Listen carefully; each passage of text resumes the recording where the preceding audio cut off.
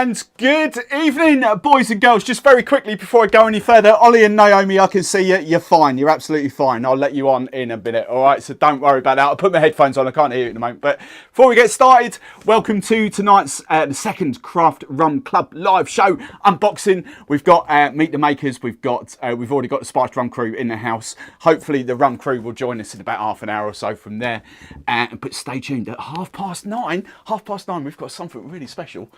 My membership community and me, look, they've drained me. That's all I've got left. But we are having a little taste along, our first ever live taste along of the Plantation.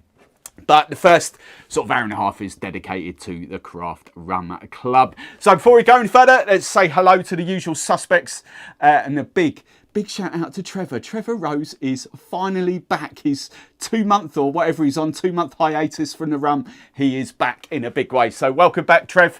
Wendy's here, Mark's here, Ross, Neil, Gus, Andy, Fuzzbuzz, Jennifer. Hello, Jennifer. Nick from York. Mark, who else we got down here? Andy B. God, we're still going. Matt Talley, that's a name I don't recognise. Hello, Matt. Jeff McJeff's here. Anne's here. Phil Elliott.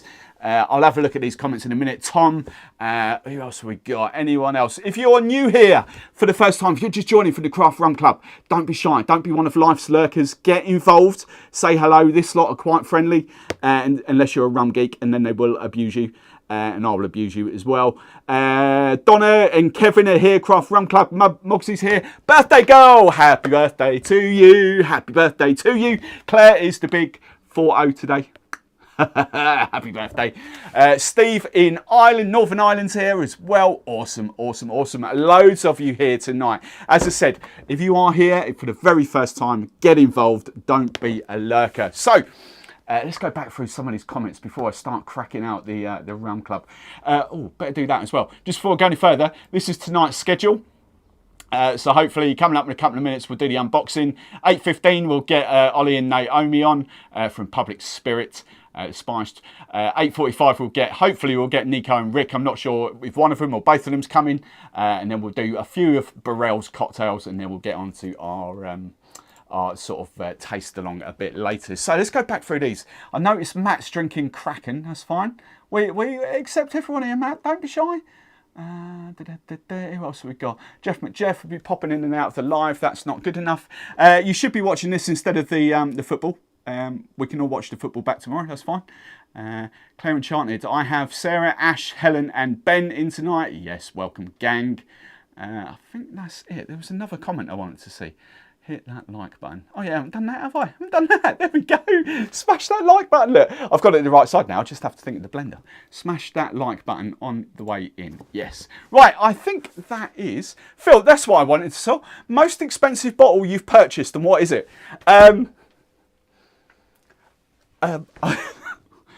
Probably the most expensive bottle I've purchased. Oh no, actually, I did buy the Pussers. Sorry, it's not me showing off, but that's what I did buy. I don't pay for much. Sorry, that's not me bragging, but that's probably what I bought, and that was about 55, 60 quid. Most of the stuff here is lovingly donated. Actually, sorry, I did buy this. We bought this. We did buy that, but purposely for the taste along tonight. So we did buy that, but there we go. That was what, 70 quid, I think that was. But most of the stuff here is under 50 quid. That's what this channel is all about. So yeah. Right, before we go any further, they're all saying happy birthday. Lee's in the house. Hello, Ganimal. Kay's here. Helen's here. Nice. William's here. There's a lot of you in the US, isn't there? Did I see someone from Wisconsin as well? I think I saw someone from Wisconsin. Who was that? Yeah, Matt is in Wisconsin. Oh, so Matt's drinking this 47% Kraken. Not the 48. Matt's drinking this stuff. Where's it gone? Have I got it here? We have. Look at that. Matt's drinking that stuff, isn't he? The proper US stuff, not our stuff in the UK. Yeah. Right. Without further ado then, I think that's everyone. I think I've said hello to everyone.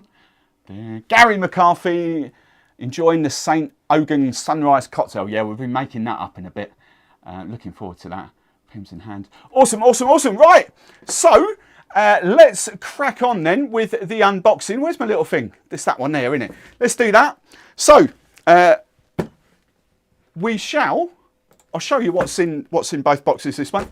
Let's go for the spiced rum. start off with. So tonight's spiced rum is this little bad boy. Naomi's little face lights up there in the background. She's like, oh, that's ours. So we've got the Public Spirit spice there. We get 2 bottles. I've got one in the fridge of artisan lemon tonic. Looking forward to trying this actually. I think Burrell's paired lemon tonic up with that as a mixer. We've got some Folkington's pressed apple juice as well. That's some good stuff. We get some lovely Jif lemon. It's not Jif, it's proper lemon. We get some, I've never tried these actually, Saviour Smith's Somerset cider and shallot. And we get, I need to make an apology to Witch Kings because I didn't give you much love last month in the sugar syrups. It's the first time I've ever dealt with you, but these are proper good syrups. I've actually had a little, you won't notice, but behind the scenes, right, we've got a little hibiscus sort of consultancy going on with a few brands, and I've actually tried that. That's really, really good. So Witch Kings, I'm really sorry for not using your syrup last month. I used Monins. But we've got some sugar syrup, and we obviously get the magazine, which is there. I'll show you the magazine in a minute because there's a famous person in the magazine. So that's the Spiced Rum Club. There is a poll in the comments as well. Let us know if you're watching for the Craft Rum Club. Let us know which one, if any, or both, whatever you want you belong to. Right, and then in the Rum Club, the Rum Box of the month, we have got this St. Ogun. I'm not sure if I'm saying that right. The lads will probably put me right later. St. Ogun. So that's a rum. That's that. We get artisan bubbly soda. We get 2 bottles of artisan bubbly soda in there. We get, you've already just seen that, hibiscus syrup. That's for whoever was drinking the sunrise. That's for, who was drinking the sunrise? Someone was. I forget who it was now. George, was it? Gary. There we go. Gary's drinking the sunrise. So that's where that comes in. We get bubbly serrano and chili crisps in there. We get another, better not call it Jif. What's it called? Sanita lemon juice. I think, is this real actually lemon juice? Lemon juice. There's a bit of preservative in there. It's actually a little bit better than the Tesco stuff. That's quite cool. We've got proper lemon juice down here, so we'll use that. And the Folkington's is pressed pineapple juice in there. These juices are really, really good. Any of you guys that come to me to Imbibe or NRB and all that, you would have tasted these, I think, up at the shows. So they're really, really good. Right, let's just take you through this magazine to show you. For those of you that didn't, let's put that there. For those of you that didn't see the magazine, that is what this month's looks like.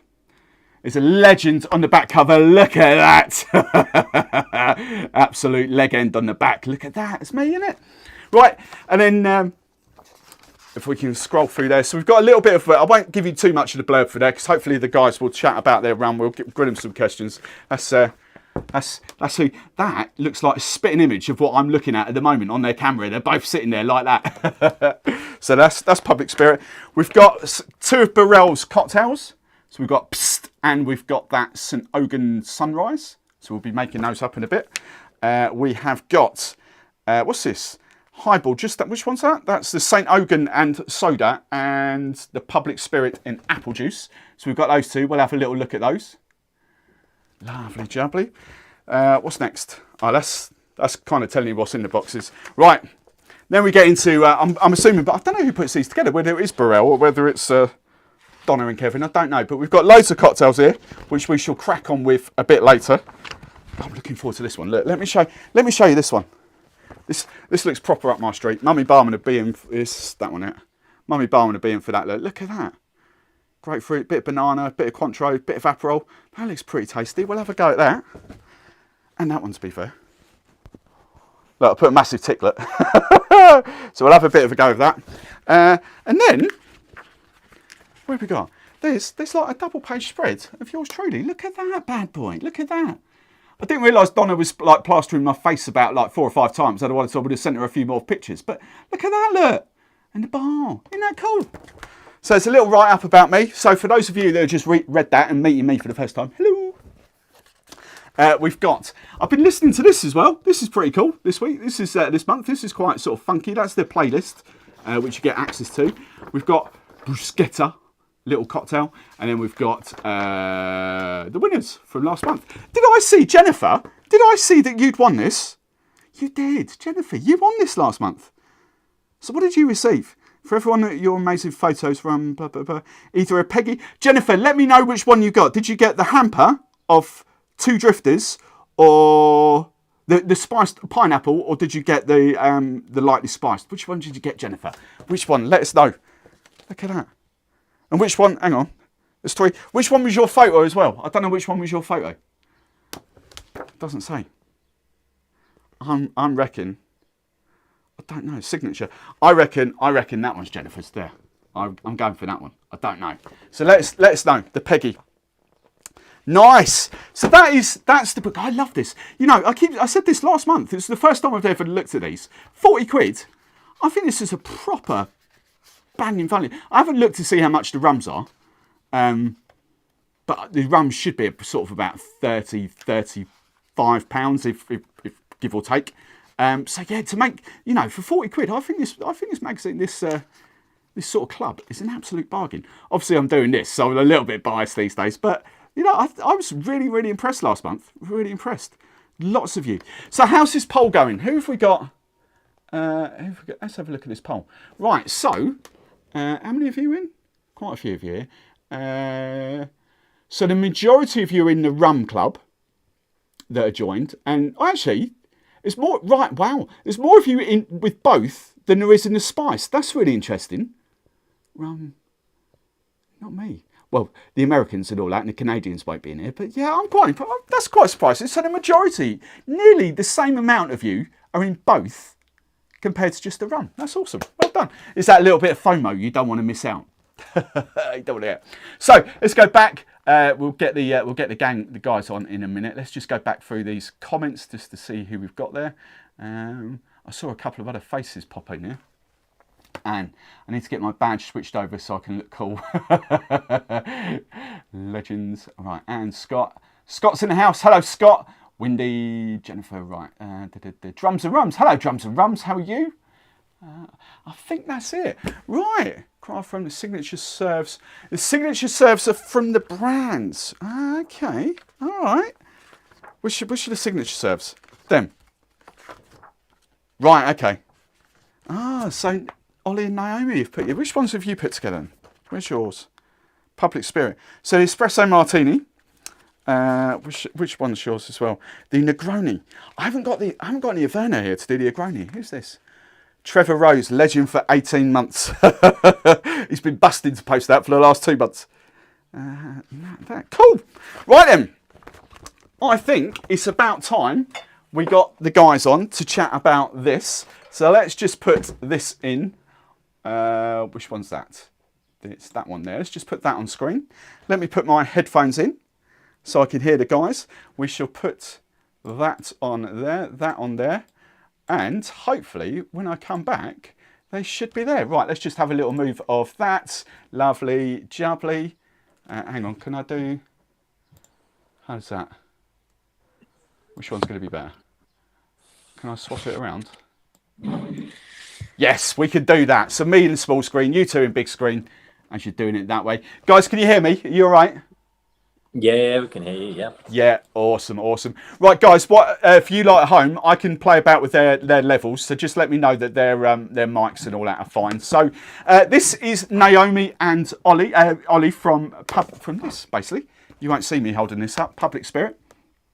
And they're here to chat about their rum. What do you prefer, guys? Do you prefer that or do you prefer that? Let me know at home, gang. Let me know. So welcome, Ollie and Naomi. Which one's which? Well, I'm Ollie. So this was launched in 2020 lockdown, if I'm not mistaken. Yeah, the idea was 2020. We fully launched last year, so we've been going probably about just over a year now. But yeah, the whole idea and everything was set up in 2020 during lockdown. Yeah. Where are you guys? You're up north, aren't you? You Manchester? We are. Manchester. Yeah, we're in Manchester. Oh, you're at Rumfest next week. We're not. Actually, no. What? We're not around, unfortunately. No. Wow. I think quite a few of these guys will be up in Manchester next week, so that's a bit disappointing. But so yeah, talk us through the rum then. What was the brainwave? What happened? Where did it sort of stem from during COVID? Like, what's the crack? What are you all about? Yeah, sure. Well, when COVID hit, our lives obviously turned upside down. We couldn't spend time with friends and family, and good times were definitely hard to come by, weren't they? So all we could do was this, pretty much drinking rum on video calls. I was then also placed on furlough from my job, ultimately made redundant, and so left me with a lot of time and needing. What's your backgrounds? What were you in the industry? Were you in trade or what? What's your background? No, sponsorships and partnerships, so completely unrelated. Yeah, no. Right, so okay. we both met at uni. We both went to Newcastle Uni together. We studied marketing. So yeah, we're both marketing background. Wow. Okay. Cool. Before. Yeah. So why? Go on. Carry on. Yeah. So just looking for something new to do. We wanted to combine something we had a real passion for, rum, but wanted to do something unique and do something good at the same time. So then that's how the idea for the Public Spirit came about. So I know it because I've read a little bit in the magazine. I know what's coming. How much of because obviously you're from Manchester in this. Tell the guys at home what the thing is about the rum, like your brand, the Public Spirit. What does that stand for? What is that? Yeah, so we're both from Manchester. So we wanted to sort of bottle the spirit that we feel in the city. So we know that Mancunians like to have a drink and have a good time, but they're also like really welcoming and kind. So that's how the Public Spirit was born. We wanted to like capture that feeling of like the Manchester sort of vibe that you get from people here, and bring sort of like-minded people together for a drink. So just making the world a little bit better to live in. So we founded it on the power of togetherness and that simple like act of kindness that comes with every one of our drinks. So yeah, we believe that like no one should go hungry. So when people drink our spirits, we're giving meals to people in need. So for every bottle of rum that we sell, we give 4 meals back to people that need it. Yeah, That's essentially, cool. It's all about. I like that. Yeah, it's all about drinking good and doing good. So every bottle we sell helps to provide meals for people in need around the UK. So is that part of like the Marcus Rashford thing? Is that a similar thing, or is that completely different? Or it's not linked. Obviously, It's not linked. it was it hugely came about during lockdown, that movement and fair share and things like that. So we do support charities which work with fair share, which Marcus Rashford does the work with, although we don't directly work with Rashford himself. But right, okay. It's a similar concept. So it's we work with charities around the UK. They for every bottle sold, we give them the equivalent of 4 meals, which comes from food that would otherwise go to waste. Also great for the environment, helps do a lot of good with the drinking. So when you're having a drink, it can taste a little bit better knowing that you're helping people at the same time as well. That's what it's all about, really. Yeah. Wow. So okay. So if you're marketers, why a rum brand? Like if you're not industry, why rum? Why not gin? Why? Well, we love rum, so we that was kind of our drink of choice that we loved, and then this brand aside, what's your favourite rums? What where's the inspiration come from? My favourite, I like a spiced with ginger beer. That's my sort of my drink. I was drinking a lot of gin and tonic, but just got pretty bored of that. So spiced rum is my new tipple. Yeah. Yeah, I'm go on. Which spice rum? The Public Spirit spiced rum. Oh, you can't say that. That didn't get you into drinking spiced rum, did it? Come on. That is my favourite one. I've tried loads of different spice rums, but I think yeah, our spice rum stands out. Yeah, okay. Against any others that I've tried. Yeah, I was more. What about you, Ollie? I mean, I like it. I love a spice rum as well, but mine was more for golden rums, aged rums, and things like that. So I used to. I mean, when I was younger, fortunately managed to go to the Caribbean a little bit. I mean, we still try and get over there. So I went to Barbados a lot. So my introduction to rum was Bayesian rum and things like that over there. So everything from Mount Gay and from Foursquare, Plantation, and then to St Nicholas Abbey as well at the real top end. So I thought there's something might be a bit like that, because what I was trying to get at was your rum blend in here. This is not just your average sort of just normal sort of spiced rum blend, just randomly sourced from wherever. Like, do you want to talk people through your rum blend in here? Yeah. So we've got 2 rums. We've obviously got our spiced rum. We've got a golden aged rum as well. So both are blended aged rums. and they're a blend of 5 aged rums which we source from distilleries in Barbados, Jamaica, Panama, Trinidad, and Venezuela, and all rums in the blend are aged for up to 5 years in ex-bourbon American oak casks. Features, yeah. No, go on, carry on. I'd just say it features rums from places such as Foursquare in Barbados. Every rum is molasses based, a mixture of pot and column stills. And so we use the same blend. So the blend, essentially, its most natural forms are golden aged rum. Then we use the same blend in our spiced rum. So using a blended aged rum is obviously quite rare for a spiced rum. But we wanted to do something a little bit different with that. And when we came up with when we were deciding what we wanted to be in our blend, as I said, I love like Bayesian rums. Obviously, you like slightly sweeter rums and things like that. And so we tried to blend some English styles in there, but also some of the lighter Spanish styles. I love drinking rum on its own. You love drinking rum in cocktails. So we wanted something which, as well, I could drink on its own, but also wasn't too heavy to be cocktails and things. It's a lot of really out there blend. So let's go through that again. We've got Barbados, Jamaica, Panama, Trinidad, and Venezuela. That's a nuts blend. So how many sort of samples did you go through to get that blend? And who blended it? Who blended it for you? Is it Shears? Yeah, Shears. Yeah. So we basically we'd been trying to decide for ages what we wanted our rum to be like, and we tried quite a lot. So as you said, we had some things we knew we really wanted to be in the blend. So we knew we really wanted a Bayesian rum in there. I quite like Diplomatico rum. We really wanted a Venezuelan rum in there. Wanted a bit of Jamaican funk in there. And so we basically went there. So we wanted English Spanish style basically to fit this criteria. And then so this was all done in lockdown over our kitchen table. We were sent, I think it was about 8 samples right across the spectrum. I'm not even sure we tried 2 of them because it comes over about 65% as well. So we were pretty much on the floor, weren't we? So during lockdown. So that was your first foray of just like any sort of blending rums. It was just getting a batch from Shears and just sort of tasting and just going from there. No previous experience except for drinking. For this, pretty much. We'd been working with the distillery on our spiced rum at first, and we've been doing a bit of work with them separately. So we were going to do our golden rum, our spiced rum, and they were trying to take us down a path of using a white rum. But then we weren't really happy with the outcomes. And then once we tried the golden, we were trying the golden separately.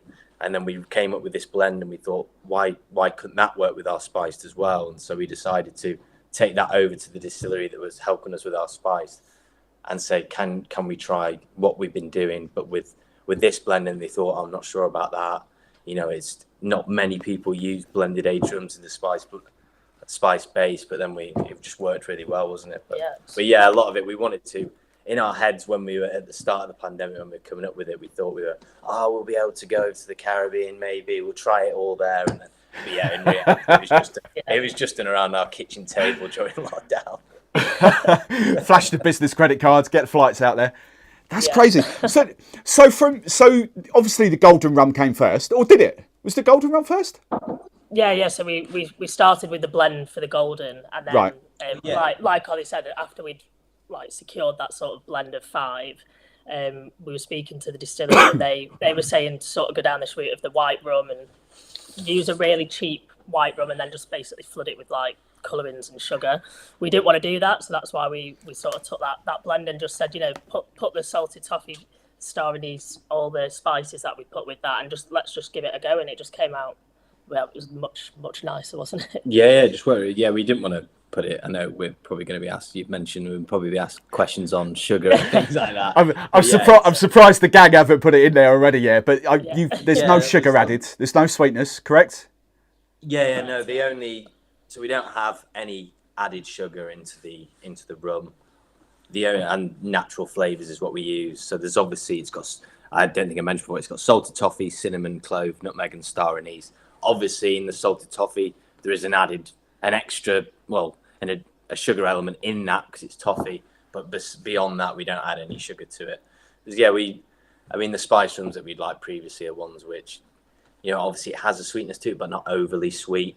you don't want it to be overly sweet. You don't want to really get that fuzzy teeth feeling kind of thing like that. So we wanted to do something a little bit different. And, you know, at the end of the day, the golden rum tastes great on its own, but just add a few natural flavors to then add a bit of extra spice, a little bit of kick to it is kind of how we went about it. Because I'm trying to rack my little brain now. I can't think of any other sort of spiced rum that goes down the salted toffee route.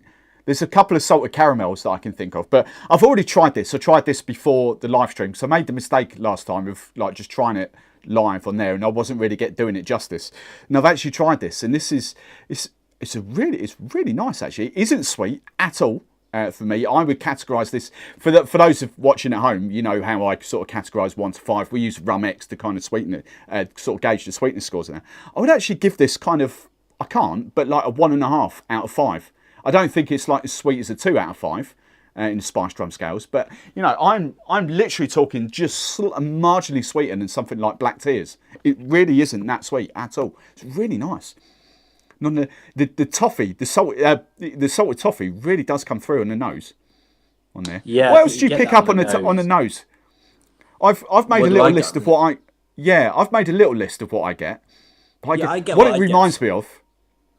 I get the what it reminds me of is like the stemmed ginger cake that I have at my local coffee shop. That's what it really reminds me of. Yeah, that's a loads of people say ginger cake, much. Kind of the old Jamaican ginger cake. But yeah, on the nose, I definitely get the salted toffee come through, and I get a bit of banana in there and a bit of ginger.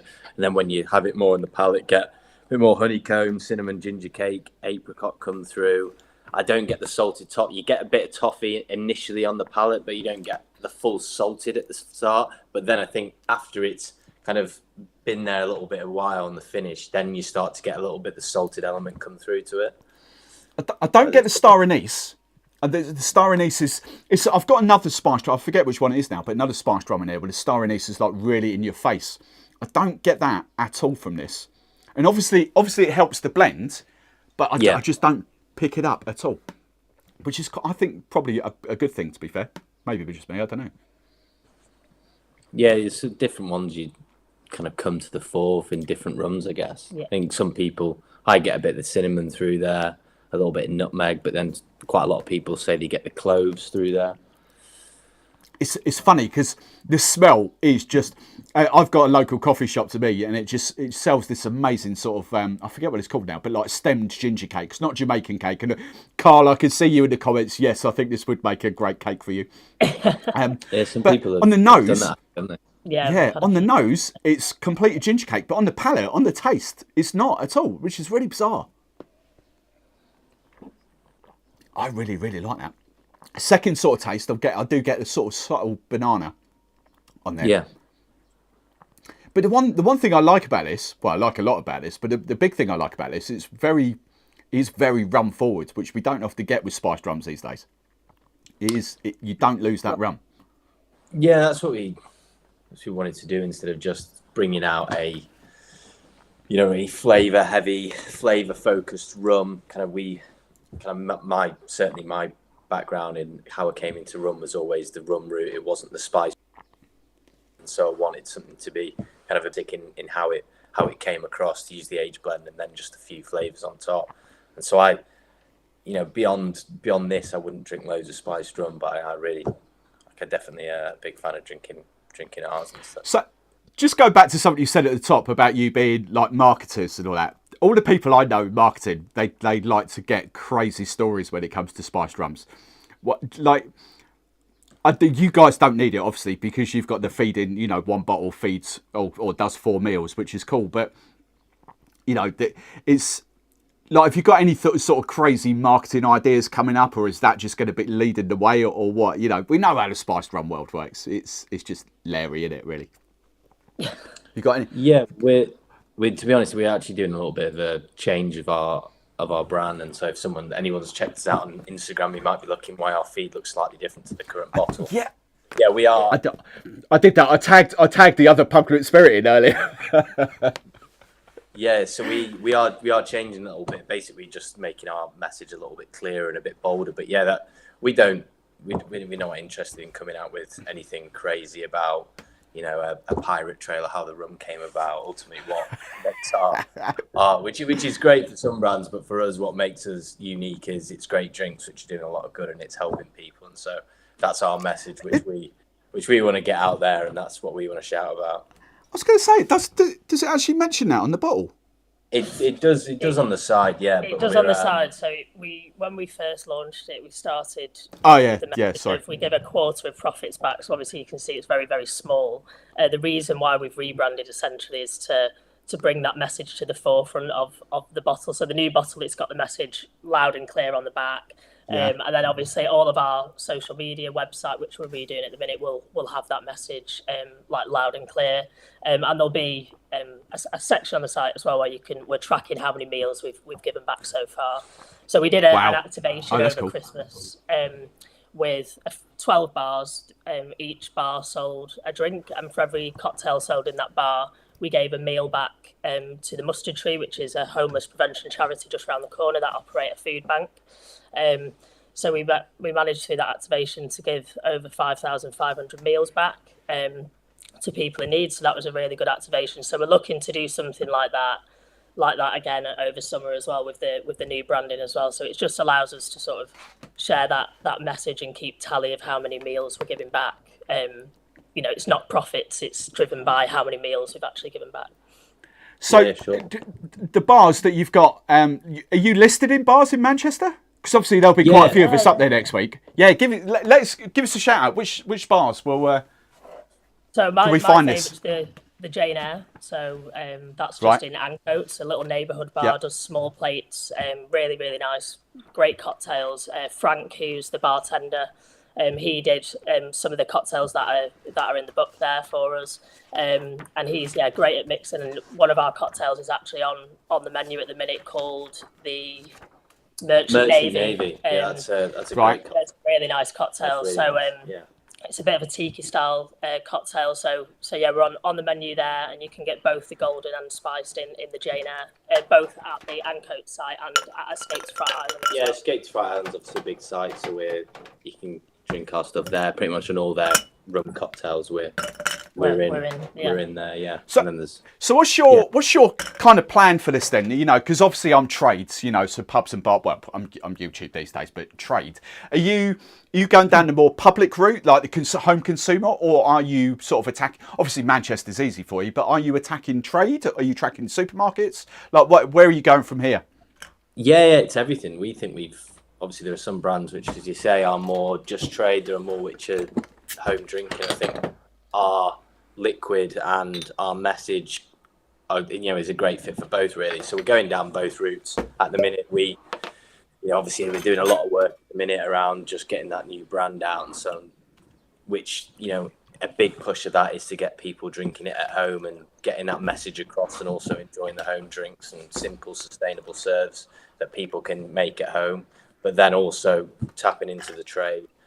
Obviously we've done that a bit in Manchester, but we're looking to get out and about more around down south, further up north. We've got a few things in London, a few things in Scotland. We will be at Imbibe actually. Hey! Next month as well, so it shall be our first proper trade show, so we're looking forward to that. You actually exhibiting it in Imbibe? Yeah, we are, yeah. Wow! What, on your own, or have you partnered up with someone? Yeah, we're on our own. Wow! Jesus! Wow, that's big ambitions. That is cool. So there's quite a few of this lot here that in the comments will be at Imbibe as well. So we'll have a little intro. Yeah, and definitely we'll come and say hello. Come and see us. There's even he won't be on here at the moment, but we've even got an Australian who's flying in a couple of days before, and he's coming to Imbibe as well. So we'll get some Aussie love for you as well. Yeah, definitely. Definitely. Right, so I'm mixing up one of Ian Burrell's, that one there. So I've got the lemon tonic. I'm curious by this. So for those of you kind of watching, I've just done the Public Spirit. I've done lemon juice, 15 ml of lemon juice. No, I didn't. I did. Here we go. That's better. 15 ml of lemon juice, sugar syrup, and going for this lemon. What's it? Lemon. It's agave lemon tonic. That's what we're going for here. So this is one of Burrell's. Ian, Sir Ian, I should call him. Burrell. One of his servings for this. So what would you guys? Naomi, you said ginger beer. Is that your favourite serve for this? Yeah, ginger beer or ginger ale, depending on how fizzy the ginger beer is. What's your ginger beer of choice? I do like Fentimans. I've had that. It was Double Dutch. Double Dutch is the one that Right. I've been mixing it with a bit more recently, and we like that's lovely. Really, the Karma Drinks ginger ale is good, isn't it? Yeah, and then Karma Drinks as well, and they're obviously very well aligned with us in terms of brand purpose. So yeah, we've been speaking to Karma Drinks. They do some really nice. Yeah, we do actually have two natural flavoured drinks, two ready to drink and cocktails as well. So one of them is yeah, I read that. I think we sort of caught on. I've read it. So you've got 2 cans. Yeah, 2 cans. So one of them is our rum and ginger. So one of them is our spiced rum with ginger beer and lime at 5%, which is really nice, isn't it? And then another one which is a rum punch. So we have a measure of each of our rums in there, golden and spiced, with some papaya, citrus, soda, and butter. The punch as well, 8%. So nice. Both in little slim cans. So yeah. So where can people buy? Is that on your website? People buy that from you? Our website. You can get them on Amazon, and then there's a few stores down in London, a few around in Manchester, but Amazon and our website. Yeah, I guess are probably the easiest places online to get. Yeah, on our website as well, we're actually doing 20% off the whole website. So look out! Hang on. So what? Go for it. So what's your website? It'll be the public. Yeah, if you just Google the Public Spirit, it'll come. The Public Spirit. Top search results. So yeah. Awesome. Give us a search. Do you know what? That first serve, so Ian's serve, really surprised me actually. It's obviously sort of similar to a rum Collins, but that is really delicious. The lemon from the tonic really does come through. It's a little hint of sweetness, but the spiced rum really does shine through on that. I really like that. That's a great serve. It's kind of got that little bit of sharpness to it as well, but I do like the apple juice. That's a really, really good apple juice. I do like that. So rum, what's it called? Rumila. That one, that one there. That's cool. Have you tried these, guys? I haven't actually. I've had it with a bit of apple juice before. We didn't get the box though, unfortunately. So I haven't tried it with the lemon tonic. But yeah, we definitely need to try them. The lemon tonic's a great shout actually. Yeah, I mean we do actually have a lemon tonic in the fridge, so maybe we'll do it after. Yeah. Oh, I like that. So what's your? Hang on. We could do that now. We've got a bit of time. The cocktail. Should we do which one? Do you want to do the espresso martini? Or that's a good one. Yeah, espresso martini is a little bit different as well because it's got the spice rum with the salt. We could do the espresso martini. So the espresso martini is it's really simple. Who is this? So this is your recipe. Yeah. So this is a recipe we work with Frank at the Jane Eyre who mixed this one up for us. So what coffee liqueur does Jane Eyre use? I think they use Kahlua, but we did do over Christmas, didn't we? We did a espresso martini kit on our website, and we used Mr. Black's in that. So either Kahlua or Mr. Black's. I've got a shed load of coffee liqueurs here. So I love a Luna. To be fair, Luna's really cool. That's really nice. Yeah. It's got a very subtle hint of coconut in it, but not too much. But let's go Mr. Black then, because we are adding a bit of sugar to it. So we'll go for Mr. Black. So this recipe is just a straightforward equal measures, 25, 25, 25, and a little bit of sugar syrup in there. I do love spiced rum espresso martinis. It's the way forward. Yeah, it's just the thing. I mean, we like a normal one, but the sweetness just comes through a little bit to offset a little bit of the bitterness that you normally get. Yeah. It's a nice little twist, isn't it? Do that in there, 5. I think the Witch Kings, Donna at the Craft Rum Club will tell you better in there, but the Witch Kings are up near you as well. These syrups, they're Manchester. Yeah, we've seen Witch Kings before. Do you know them? A couple of the markets we did over Christmas, we met those guys. Wow. Oh yeah, Manchester Christmas market. That's amazing. I love that. Did you do that? Did you have like a stall there, Manchester Christmas market? We didn't do the Christmas markets. We just did like a small. Yeah, there's pretty much other smaller markets on pretty much every weekend, isn't there, throughout Christmas? So. So is that how you got? Is that how you sort of started and got the brand out there? Did you just sort of walk the streets essentially, like markets and all that sort of stuff, or did you go straight in for bars? Really, we haven't done loads of markets, to be honest. We launched during lockdown, so it was all online at the start. So it was heavy pushing online through our website and getting in retailers, and then when everything started to open up, like last summer, it was get out and do a bit more with the on trade, particularly around Manchester and around the northwest. And then, yeah, we've been doing a few more events here. I'm just going to shake this quickly. A few more events as well, and different festivals and things like that over the next year and stuff, and get out there a bit more. So what's the next big thing? So obviously you're having a rebrand. So is that going to be, because I see this is batch 2, is the rebrand going to be batch 3, or like how's that going to work? Well, in effect, yes, but we won't be. We won't be including the batch number on it, kind of moving forward. Right. But yeah, it's a different look. It's just to get the message and go out really clearly with that. So that will be launching the next month or so. And then hopefully. Was batch 1 slightly different in taste then, or is it nailed when you launched, or what? Well, I mean, with the way the rum is obviously done and how it's aged, there can be obviously subtle differences from each time that you do a bottling or taste. It's hard to tell a particular difference between batch 1 and batch 2, but there can be subtle differences. I like that. That's a good espresso martini. That is cracking. The sort of toffee really does come through there. It's kind of like if you had a toffee espresso martini, you would be using a sugar syrup, so it would be quite sweet. But even though there's just a tiny bit of sugar in there, that's really good. I really like that. And I think the Mr. Black made me want one there. I think the Mr. Black is a good shout. I think if I was going to use Kahlua in that, I certainly wouldn't have the sugar. But the Mr. Black with a tiny bit of sugar, you get that proper luscious sort of coffee in there. Oh, that's good. That's really good. Yeah, we did an espresso martini kit that we sold on our website with Mr. Black miniatures over Christmas, and they sold out straight away. Everyone they were raving about them, so we'll probably have them back over. Yeah, Christmas. They were really popular over Christmas. Yeah. I don't know which is my favourite, actually, to be fair. The apple. I might just try it. Hang on, I've got a can here with ginger beer. I use Old Jamaica. I might just try Naomi's favourite serve. Do like a bit of ginger beer. Let's go in there. How do you drink it neat, Ollie? What's your?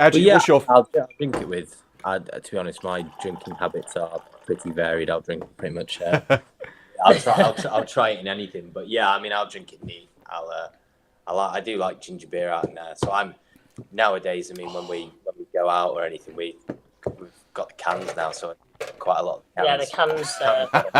Go around. Always a few of them in our pockets. Yeah, always got a case of cans just lying around where I'll be drinking. Do you think he'll get to the point? Because I sort of forget who it was now. I saw it in the week. There was one of the. Oh no, it's Duppy with Duppy. The first one I've sort of seen with Ting. Yeah. They've launched that because obviously it's just been Captain Morgan's and Coke and like Malibu. I've not really seen other rum and mixer cans as yet. There's not many at all. That was a big reason why we did it. It was just the usual big boys just doing a classic with Coke or something like that. There wasn't anything else really. So there's only a few out there which are rum and ginger, and then the rum punch is really different. There aren't many rum punch either at all, are there? So do you know what? Naomi, I'll give you the shout there. That's my favourite. I love that. That's amazing. Rum and ginger beer. Yeah, a little squeeze of lime as well. I actually think a combo of that apple juice with ginger, because I love apple and ginger anyway. But apple and ginger would be amazing in that. That would be a great shout. I'm going to try that. That sounds good. We've got a little. Let's do that. A little bit there. Do it now. I might need to top that up just very slightly. Because my palate, I've said this a lot, my lot will know this, but my palate has changed dramatically over the last year, purely because I've gone down this rum journey as well.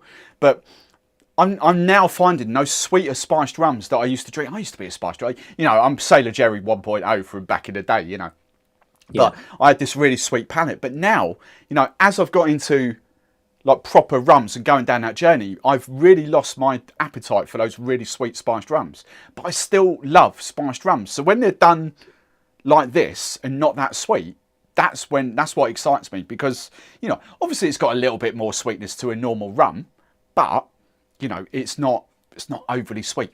And I like that. Right, apple and ginger. I think, if they can hear me, guys from St Ogun, I can see you on. We'll come to you in a minute. Don't worry. Yeah, that's oh wow, the toffee with the apple and ginger, banging. You got to try that. That's amazing. Right, that's it. Steve Ballard. Yeah. I like that. We'll take that. We'll take that. Definitely. I love that. So, you guys in the comments watching along, if you've got any questions, pipe up now. Ask away. If not, we'll let the guys go. I'm just kind of, I haven't actually scrolled through the comments. No, if you've got questions, by the way, big capital letters for question. I don't think I've missed anything. I've been kind of keeping an eye on there. I think someone asked if we were at Manchester Rum Festival. Which, cool. But we're not, unfortunately. We'll probably be there this year. But we will be doing we are doing a Manchester Craft Beer Festival, which is at Mayfield Depot on the 22nd and 23rd of July. So we will be at that. We've got a little stand there. Yeah, and we're gonna look to try and do some more of the rum festivals throughout the year and next year, definitely. Yeah. Awesome. Yeah, just awesome.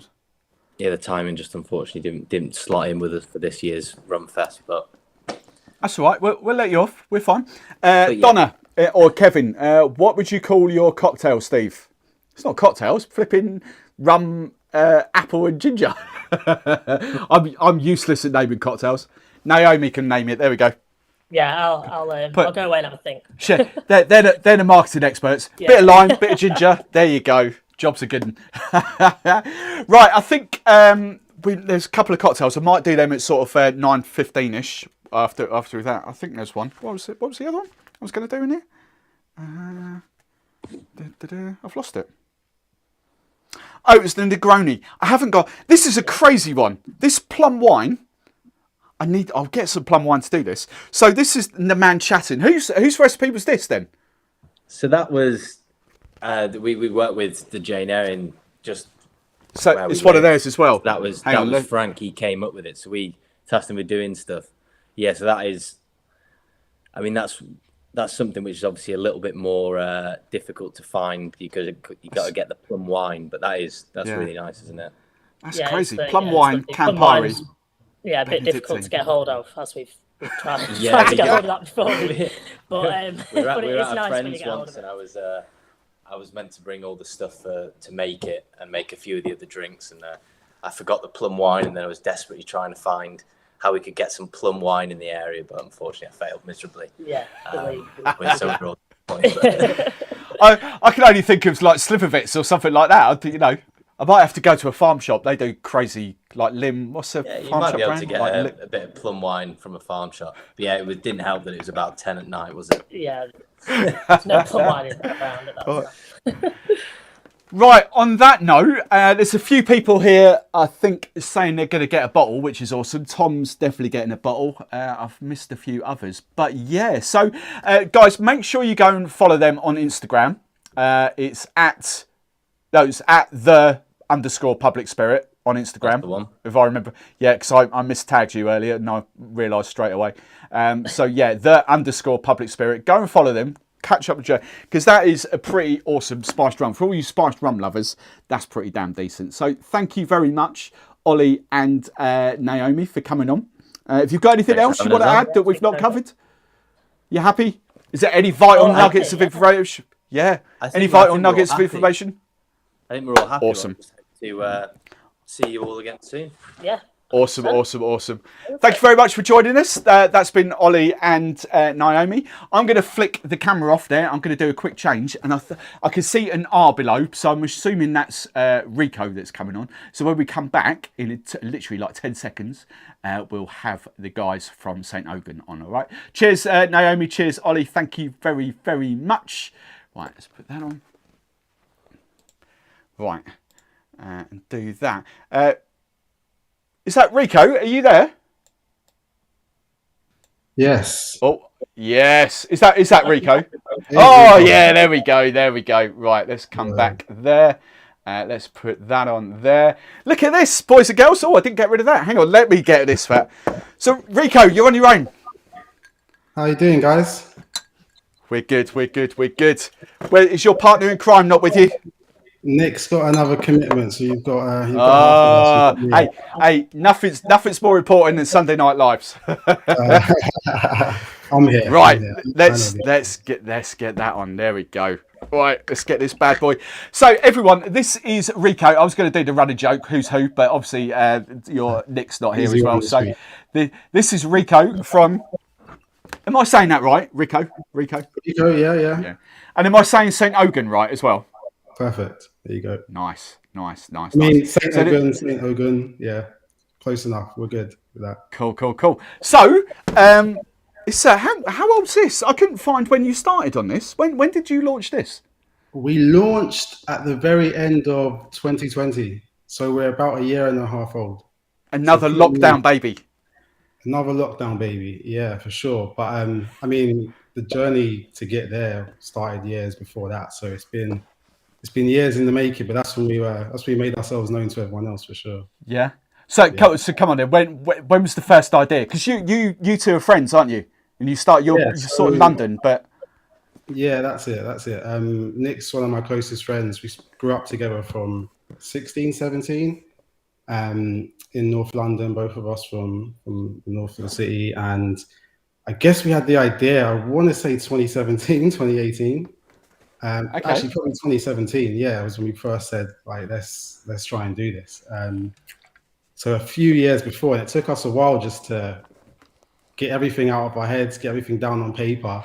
And of course, it's one of those ideas you're like, let's do this, let's start a rum brand, and then actually get into it is a whole other thing. So how does the idea come about? Like, you literally, because you're not industry, are you? You're not. This is your first. Yeah, Nick and I both work in advertising, so we have an advertising background. So we're completely new to the spirits industry. And I mean, the idea really just came about from a pure like love for rum. I mean, we both sort of, like I said, we grew up on it, grew up together, and it was always just our go-to drink. And I'm like, admittedly, when we were much younger, around the ages that we met, we weren't drinking the top end stuff. We were like, you know, we graduated.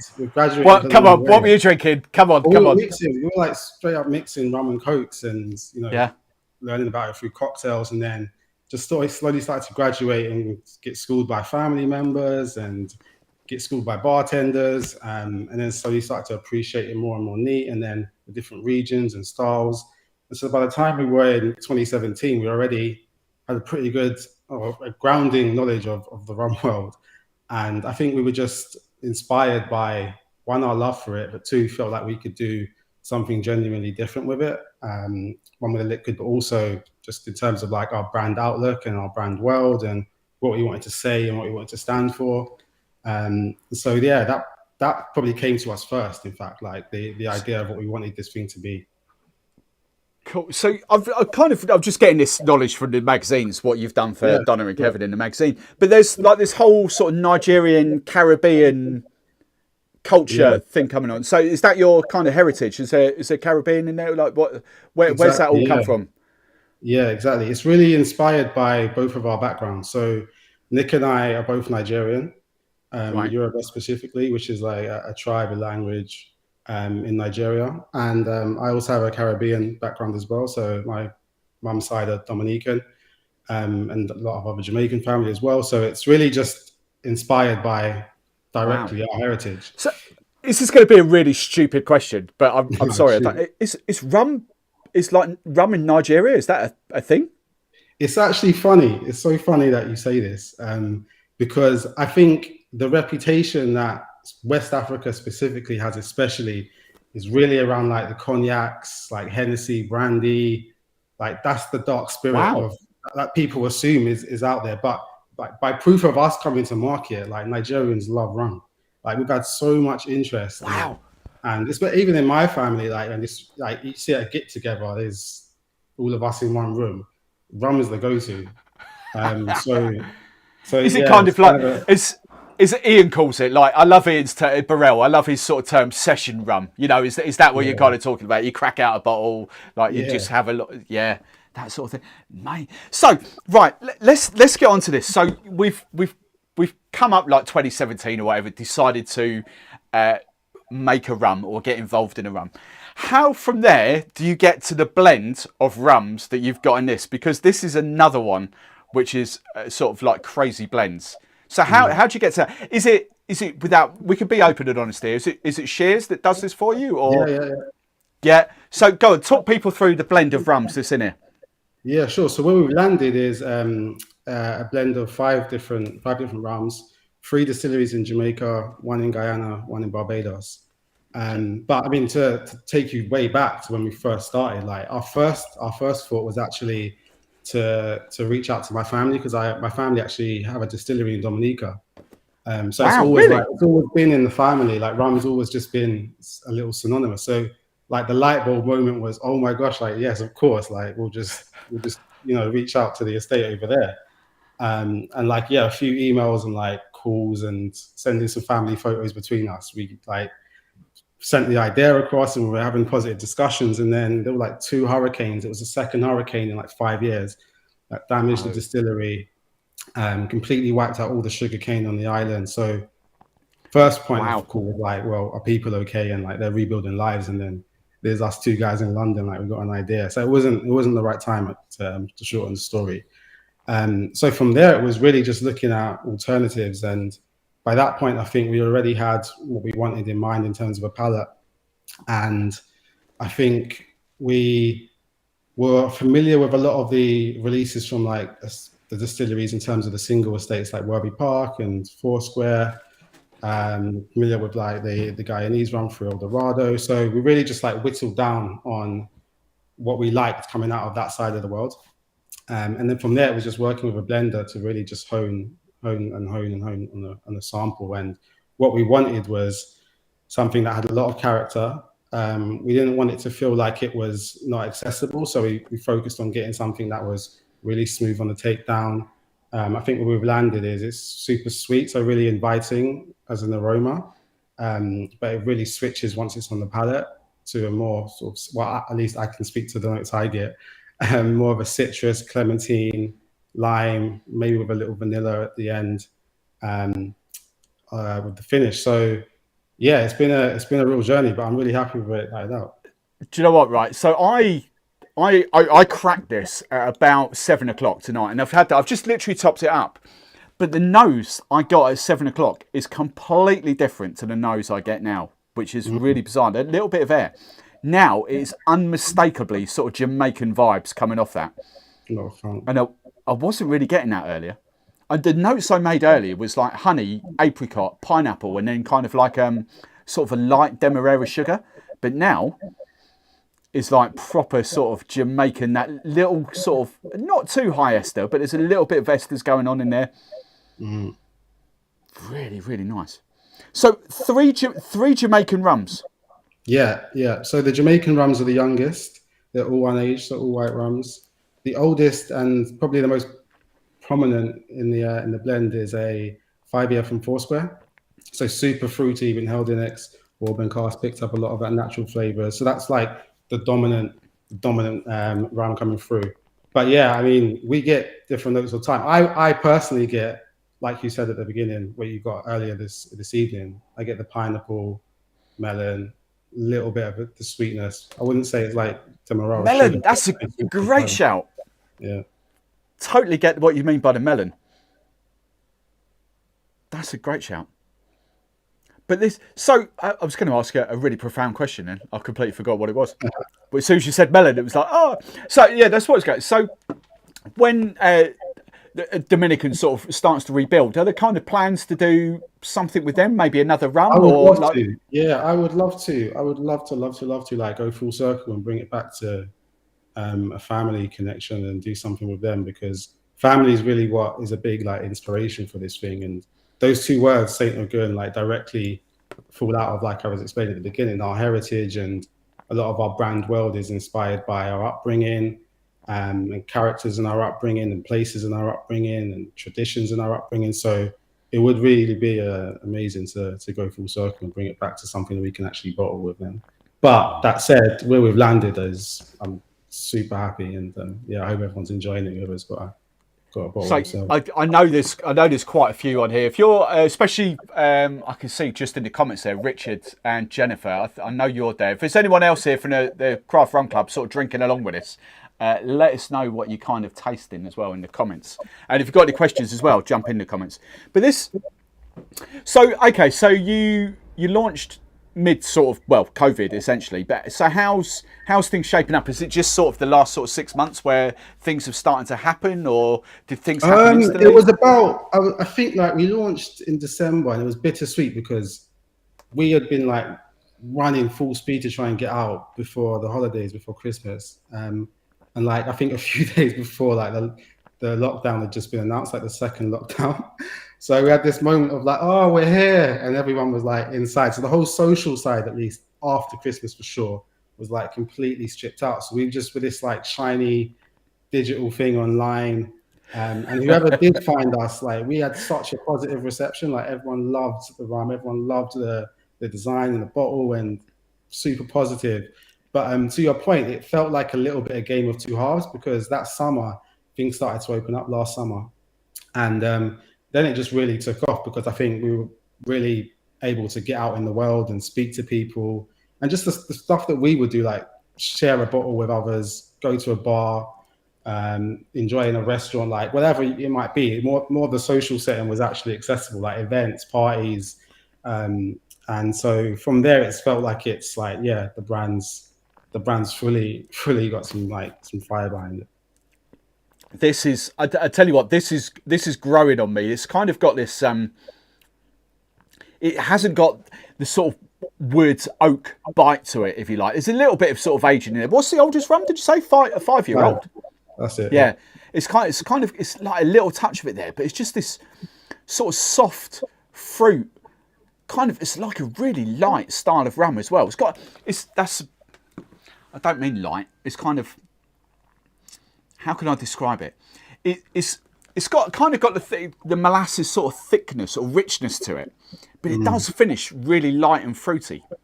I think that's kind of that to me is like when Ian says session rum. That to me is like a proper session rum. That's not offensive to anyone at all. You know, if you've got some whiskey drinkers, some rum newbie drinkers, or that like neat spirits, you know, no one's going to dislike that, from what I would take from that.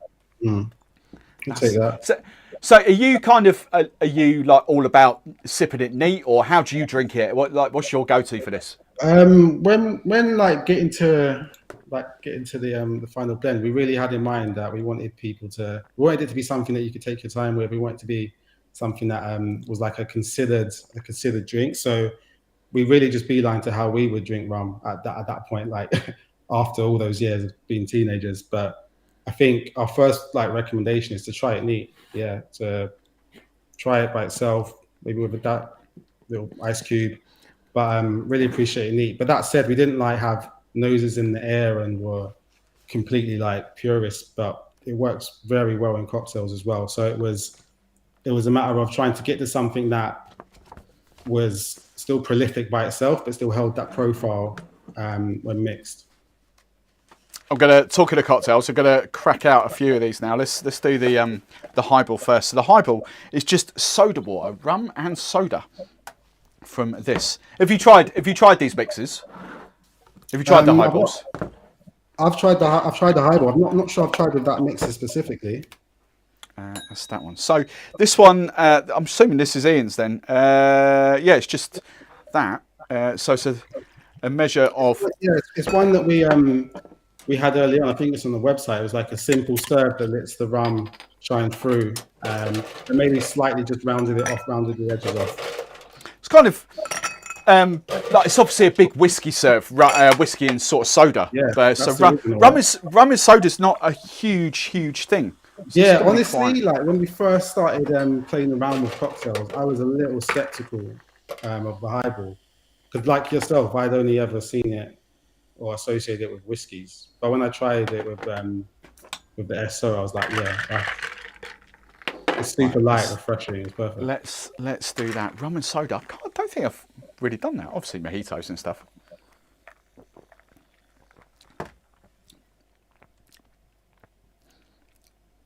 That's all right actually. I'll be honest, it's not for everyone.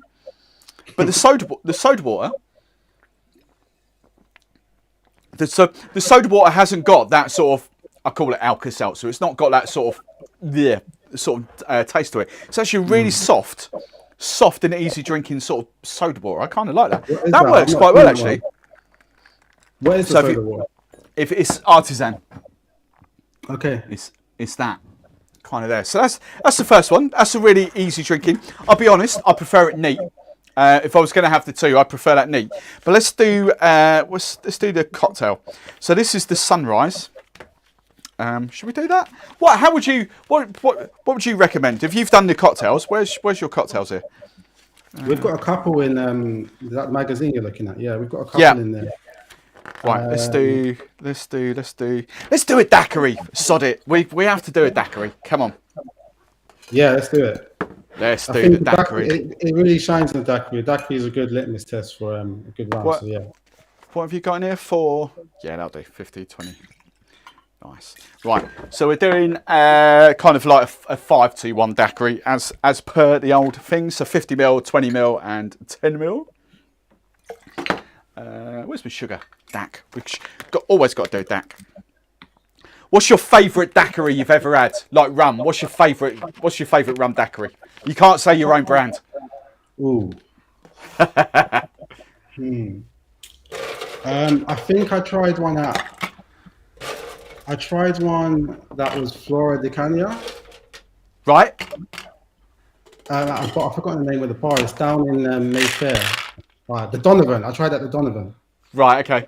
He was the bartender there, and he did a really cool Flora de Cana, which is a really really old school aged rum.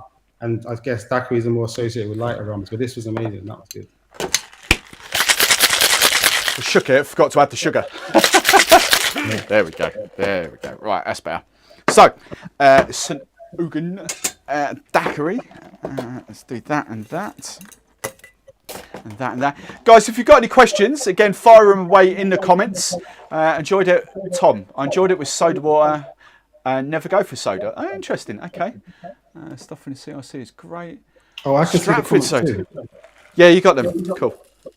I think that I've got a couple of my guys. I can see the Canadians want some of this. So where can Pete? Are you in bars? Are you on the high street? Like where have you got this listed? Yeah, we're mostly trying to sort of, well, not trying, but we're mostly in the London area because that's where we're from. So our first like point of call was just our hometown really. So mostly on the bar circuit around there. We are available online via our website, Whiskey Exchange, Mask of Malt, throughout the UK. We've had a lot of interest in the States, and so it's definitely in the plan. And it's getting slightly easier to ship to the States as well now, isn't it? There's a few companies taking that on. Yeah, it's still a headache. We've done like a couple of awards and won a couple of awards, but it's always like the lead times just getting samples over there. So it's still a bit of a minefield, but we're working on it. I can highly recommend trying to hit the Canadian market because there's a lot randomly. I don't know why, but there's a lot of Canadians that kind of find my YouTube channel. And sort of chat about rum. I think the Canadian market for rum is actually quite big, which kind of does surprise me, but it's kind of an interesting one. Trevor Rose, if you can see the comments, Trevor Rose he's the west coast or west side of Canada. Ah, okay, all right. Fuzzbuzz is Canadian as well. I forgot about that. I really like that daiquiri. That's what I mean. It's kind of.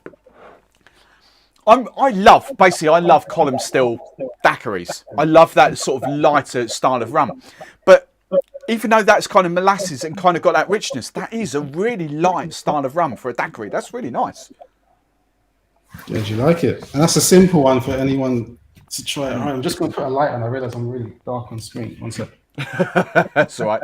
It's bedtime, isn't it? Oh, what's going on? Camera's gone. Just putting on a light. That's all right.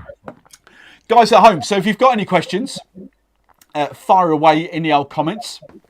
What have we not covered? I think we've got. So where's next for the brand then? Like, you're obviously, you're just going to try and get this more and more out there in 2022. You doing any rum festivals? Are you doing anything like that?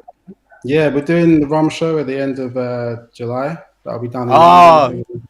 Cool. I'll be down there on Friday for that. Cool. I can't do the Saturday, but do definitely Friday. Rum Fest, the London Rum Fest. You doing that October time? Later on in the year, yeah, probably will be there. With there last year. Yeah. Nice. That is delicious. I really, really like that. Really, really cool. So, is there anything you want to kind of add? Is there anything we've not covered? Is there any sort of, I don't know, pearls of wisdom that you kind of want to share that we've not covered? Not necessarily. It'd be good to just I'm here. I'm happy to take any questions or thoughts, or if anyone wants to know anything about. I think my lot. Who have we got then? So hang on. Let's go back through the comments. Jennifer and Richard. I know you're here. Claire's here. Who else is in the Craft Rum Club that's got this? Let us know what you think of this. Trevor's saying the rum market is getting massive in Canada. I would go Canada first over the US. Don't worry about the Americans. Sorry, Anne, and whoever else is here.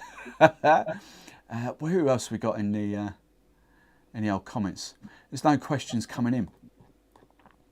So where is what was I going to say? I was going to say something. Completely forgot. Question, Rico.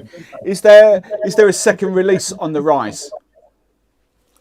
Is there a second release on the rise? Yeah, we've had a lot of questions about what's next in terms of like a bottling. I think we got our eyes on something that's aged towards 8 to 10 years, something older, like an XO version. But I think, to be honest, we were really focused on like the one and making that iconic and being known for that. And we're still early, like it's still early days. But I think for sure, if we get something alongside this, it will be an extra old. Yeah, it's kind of a little bit early to be thinking about a second kind of release. I don't know, unless you went down the spiced rum route, of course. But I mean, never too early, man. You've got to start sometime. Right, I'm going to do, while you're here, I'm going to do this St. Ogun Sunrise thing. So, how much for it? I forgot now, 15 ml. I'm going to eyeball 15 ml of this hibiscus. This hibiscus syrup is absolutely lovely, by the way. I tried this earlier.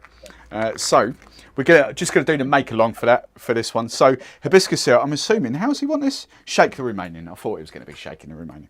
So we have got 50 ml of the rum. 15 ml of hibiscus gone in the glass there. What else do we want? We want 100 ml of the old pineapple juice. Let's use that. Bit of Falkington's pineapple juice, so 100 ml of that. Actually, I'll split the difference, 75 ml. 10 ml of lemon juice and a pinch of nutmeg. We've got nutmeg, we can do that. Right, where's my lemon? That's my lemon. 10 ml of lemon. Oops, not 20 ml, wrong one. There we go, 10 ml of lemon. Right, shaky that. We got any other questions in there? Sunrise is banging. Tom loves the sunrise. Tom, was that you that put that in the Discord earlier? I think that might have been you. Someone put the sunrise in the old Discord earlier. Right. I see people mentioning the artwork on the label and the bottle. Oh yeah, hang on. Sorry, I haven't held that up, have I? There you go. No, let's give you a close. Let's give you a close. It was the artwork itself was done for us by a artist, Simpaway Nzubi. You should check him out.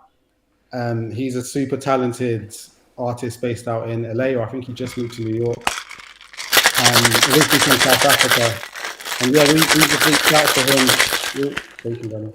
We just reached out to him quite early on and just sort of explained what the brand was around, explained who we are, and he just really loved it and really gravitated towards the theme of the brand in terms of like transition and spirituality.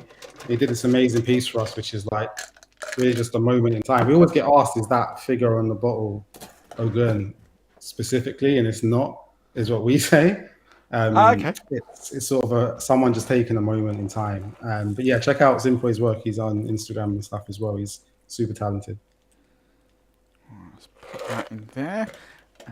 That kind of need to give it just a little stir, just to kind of get the sunrise going. There we go. Nice. Right. So this is the St. Ogun Sunrise. Do you approve of this cocktail?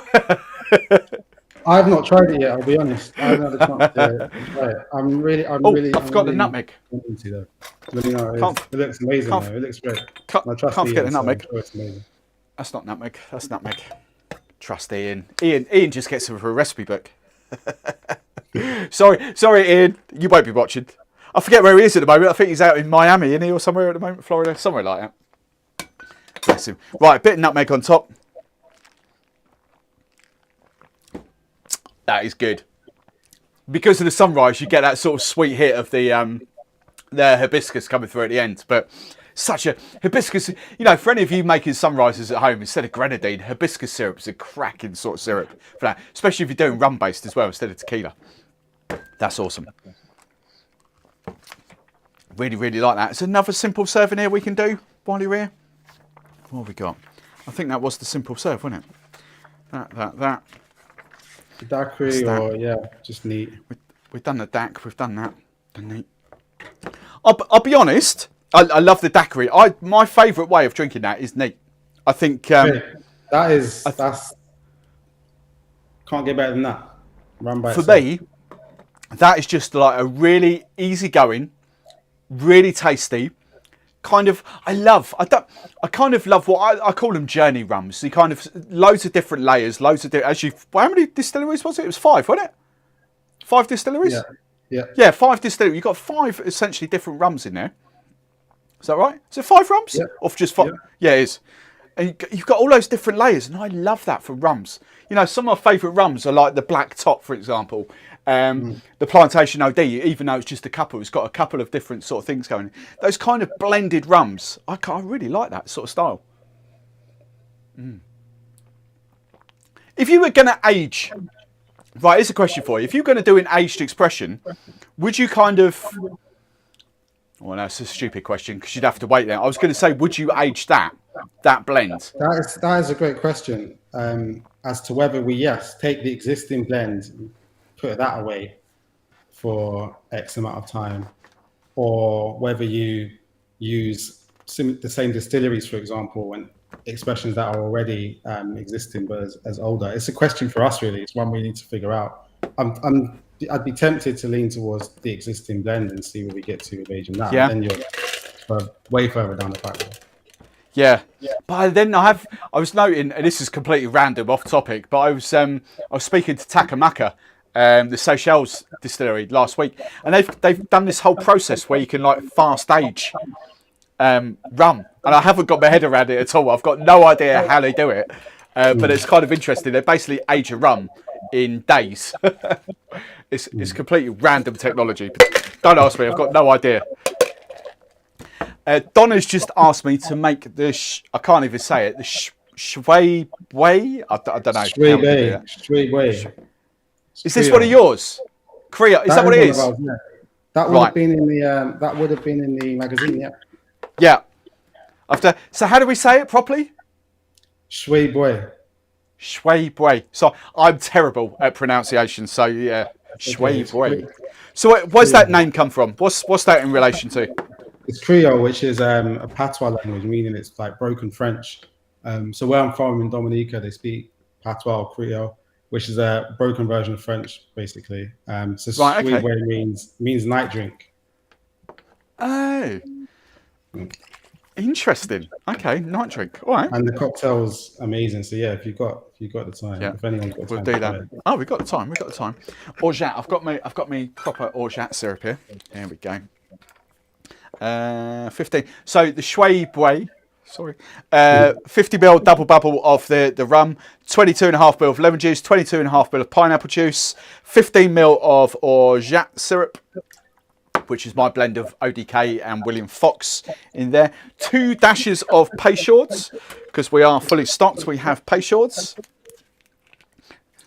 There we go. 2 dashes of Peychaud's, and then we've got foamers. We don't use egg white, but we've got foamers because we want a bit of foam. 1, 2, 3. There we go. Right. Let's ice this up. How's this get served? Nice tumbler filled with that. We could do. We'll do a shake and dump. We'll be all classy. Right. Another cocktail shaker. I need my bar back to wash up some cocktail shakers. Right.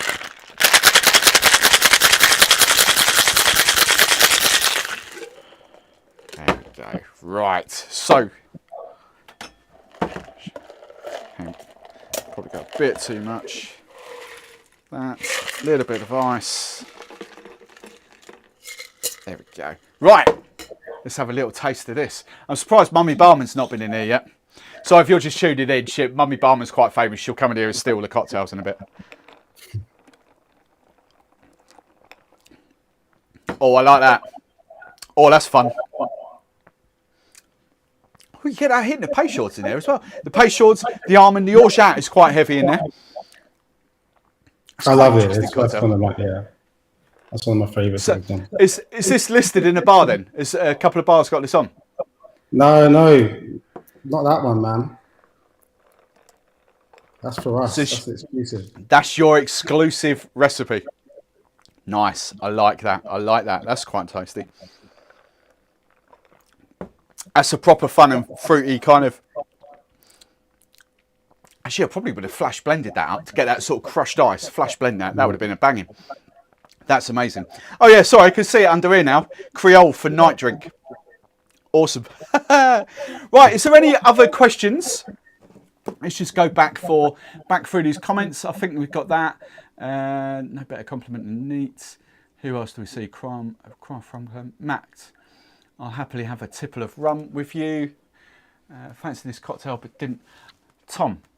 Right, Tom. Any easy alternatives? Orgeat syrup is just the orgeat syrup is technically an almond syrup with either orange flower water, orange blossom water. Monin's sort of almond syrup isn't too dissimilar from their orgeat syrup. But orgeat, we've got a couple of better. My go-to orgeat is like a blend of those two. That's kind of what I use. But just essentially an almond syrup. No, you can't really use Disaronno because I've had that question loads of times because Disaronno is a liqueur. It has got alcohol to it. It hasn't got the sweetness of an orgeat syrup. So it's just essentially an almond syrup with orange blossom water. That's that. Who was that? That was Tom, wasn't it? I think. Trevor Rose. Here we go. Trevor Rose, 50ml of St. Ogun rum, 10ml Sweet Boy plantain syrup. What's bloody plantain syrup? Where did that come from? You crazy Canadians. 2 dashes of cocoa bitters. Has he? On our website. Yeah, that's one on our website. Where, all right, how the hell are we making plantain syrup? So when we first launched, we worked with a friend of mine who's like a bit of a renaissance man. He's just like good at everything, and mixology is one of them. And he did some amazing cocktails for us, and this was one of them.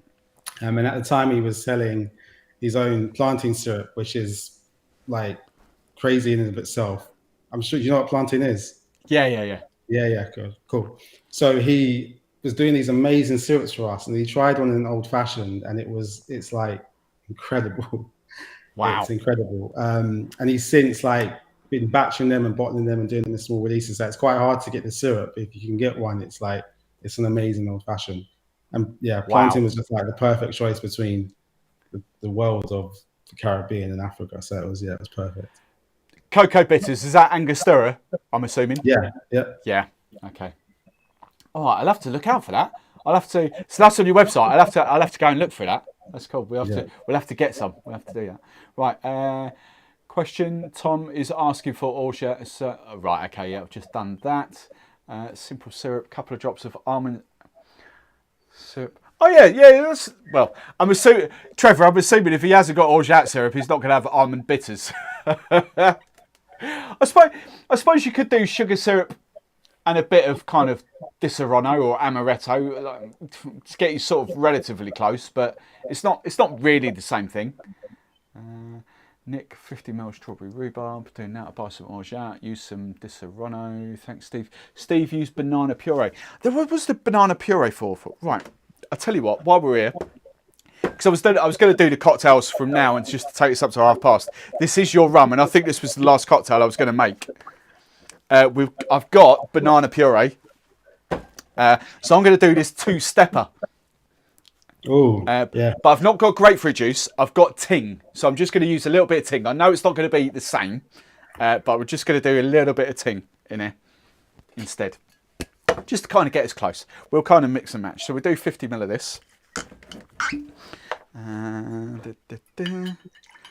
So again, is this another one of those crazy recipes that your mate came up with, or? Yeah, it was. It was one of his. It's amazing though. So 50ml of the rum, 15ml of banana, syrup, but I've got banana puree, syrup, puree, similar thing. There we go. Fruity mix. What a Monin calls this? What's Lee from Monin? Le Fouille, something, I forget what he calls it now. Le Fouille something or other. Banana. We don't use Cointreau, we use Giffard. So we've got Giffard, 15ml of the Curacao triple sec, 5ml of Aperol. That is just up above my shoulder, up here. And there's something missing. Oh, the ting. 15ml of ting or grapefruit. We can't. Weirdly, like just to get yellow grapefruits out here is impossible. I get pink grapefruits, but I've never got yellow grapefruits. Yeah, it's really hard. It's really hard to get gold or white grapefruit actually, even in London. To be honest. It's, I don't know what's going on. Like a couple of years ago, we used to get loads of them. Now it's impossible. I don't know. Right, 15. Yeah, we'll try it. This might not be. This might go all downhill, but in the interest of science. Right. And I've run out of shakers. That will do nicely.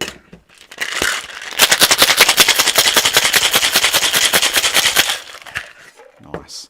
And this gets, that's why I got this one ready. There we go. That's going in there. My nice little tiki glass, double strain. Let's see whether the ting works. I'm not convinced, but we shall see. Right.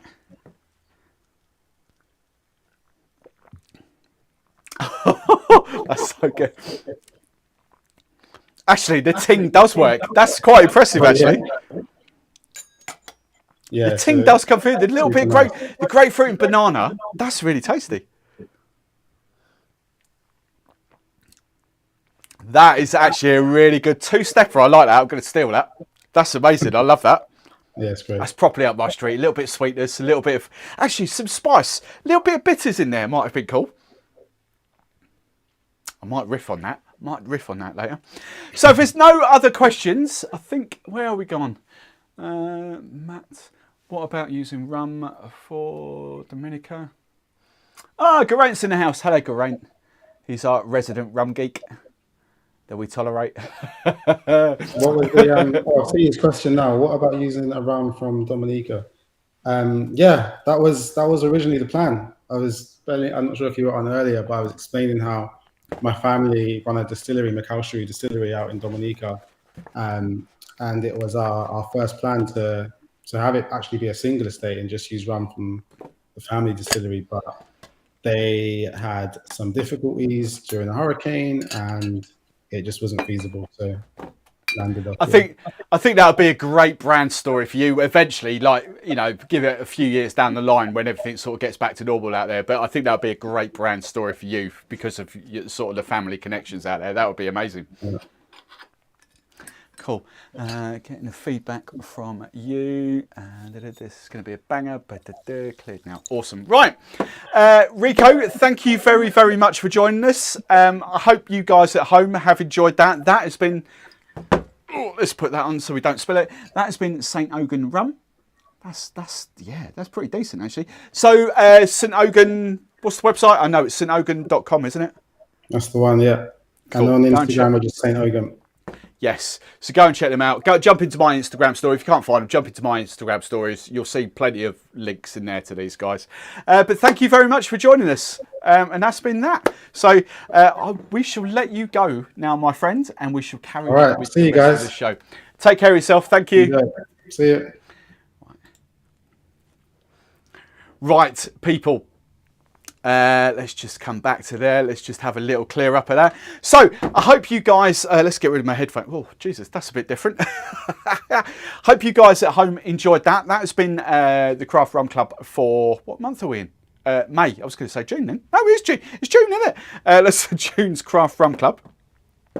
Yeah, I'm really impressed by those. 2 cracking rums there.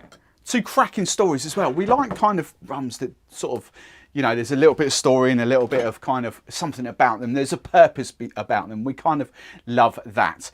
So yeah, big fan of those. And, you know, the spiced rum was pretty damn decent as well. So yeah, that's been that. Donna and Kevin, thank you. I don't know where Nick, I saw Nick from York, that's why. Donna and Kevin, thank you very much. If you're sticking around for the next half an hour, you're more than welcome to join us.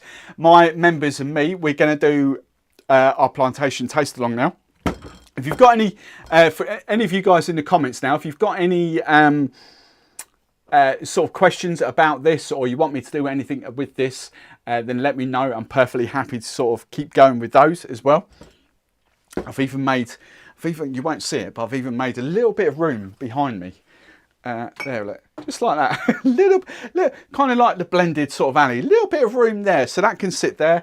The spiced rum, if you can see, I'm not sure. Hang on, let me just come out of this for a second, because you guys may not have seen this, but I think if I do that, you can kind of see the full extent of the spiced rum shelves up above me now. Can you see that? Hang on, let's come back to there. That one there. So you can kind of see. Hang on, I need to get rid of that as well. Look. Height. You kind of see the spiced rums all up there as well, look, way above my head. So I've got 2 shelves up there. That's spiced rum alley. We've got the blender and the mixer all over there. So for those, I don't often zoom out, but that's what my little cave looks like there. So I need to make a bit more room. Right, let's zoom back in. I think there's that one in it. How's that look? That's cool. Right, so. Hang on, let's whack that on screen again now. So we are going to be doing the Plantation Taste Along now, which is why quite a lot of you are tuning in right now, I think. So let's do that. Let's put these to one side. And let's do the very first, let me get rid of my cocktail shakers as well. We're going to do the very first of hopefully many taste alongs. Oh, look out, Mummy Barman. No, I'm going to have to flash your thing up on screen now. Mummy Barman's here, finally. Right, what are you tasting first? Pineapple. Pineapple? Yeah, that one. Right. Oh, she picks her times, doesn't she? Right. For those of you new just joining in, Mummy Barman's here. Give the raw hand. The raw hand. No, hang on. There we go. There we go. There's the raw hand. Right. Try that. Do you like that? What else do you want to try? Oh, there they are. Right. You've got to try. That's the apple juice. I forget what that one was. Lemon. Oh yeah, that's that lemon tonic one. Yeah. See, The spiced rum. So even if you don't.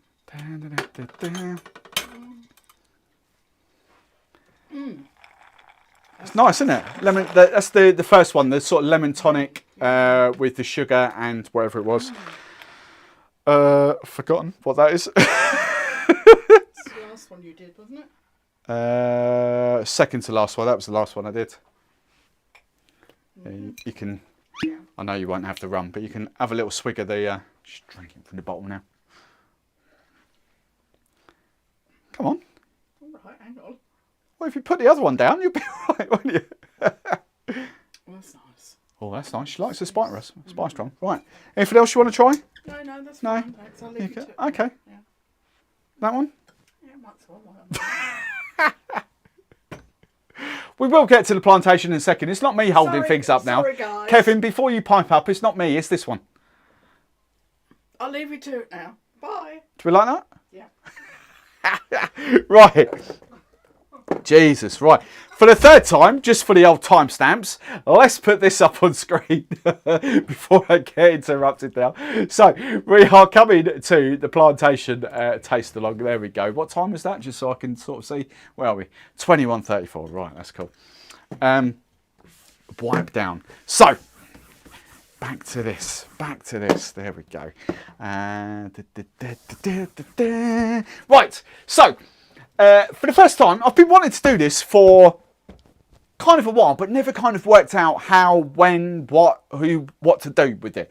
And we've been chatting in my sort of membership community, Discord sort of server, about things we could do. And we just kind of, I know a few of the guys have already invested in a bottle of this, but a few of them are waiting essentially because, you know, this is, I think it was like about 67 quid, but essentially say 70 quid rum. And people are kind of, they don't think their palates are ready to crack the bottle yet. So they're kind of leaving it until they're kind of further down the rum journey. So what I thought would be a good idea, whether we do this once a month, whether we do this twice a month, I'm not sure yet. But it's to kind of take a rum, a fair, you know, roughly around the 70, maybe around the £100 mark. I don't know. But then it's kind of, sort of let my membership community have drams. Like that's literally all I've got left out of the bottle there. So I've got about 2 drams left myself. So the membership community here, there's quite a few of us that have got this. We're going to be doing a taste along. Scoring it, we'll do the Rum X. I was going to do the Rum X for the 2 rums they're in there, but I'll do that separately. I've got them there. But we'll kind of do Rum X. If any of you members want to come on, and do, like if you've got videos, I can give you the link, you can come on, I can whack that in the Discord. But if you just want to get involved in the old comments, then that's absolutely fine. So if anyone, I can't see, I haven't got Discord open at the moment, but if any of you want to come on video, you are more than welcome. Like Trevor, Windy, Scott, whoever, Claire's probably a bit pissed and passed out by now, I should think. But if any of you want to come on video wise, just let me know in the comments and I'll spend a bit of time and I'll whack that link into the Discord. But this, for those of you who can't see, so let's give you a little close up of this. This is the Plantation Jamaica 2000 and, oh, that one, there we go, 2007 Clarendon. That's where it is. It's part of their, I think this is the second Under the Sea range. I think it's number 2. Might be number 3. No, it's number 2. I'm sure it's number 2.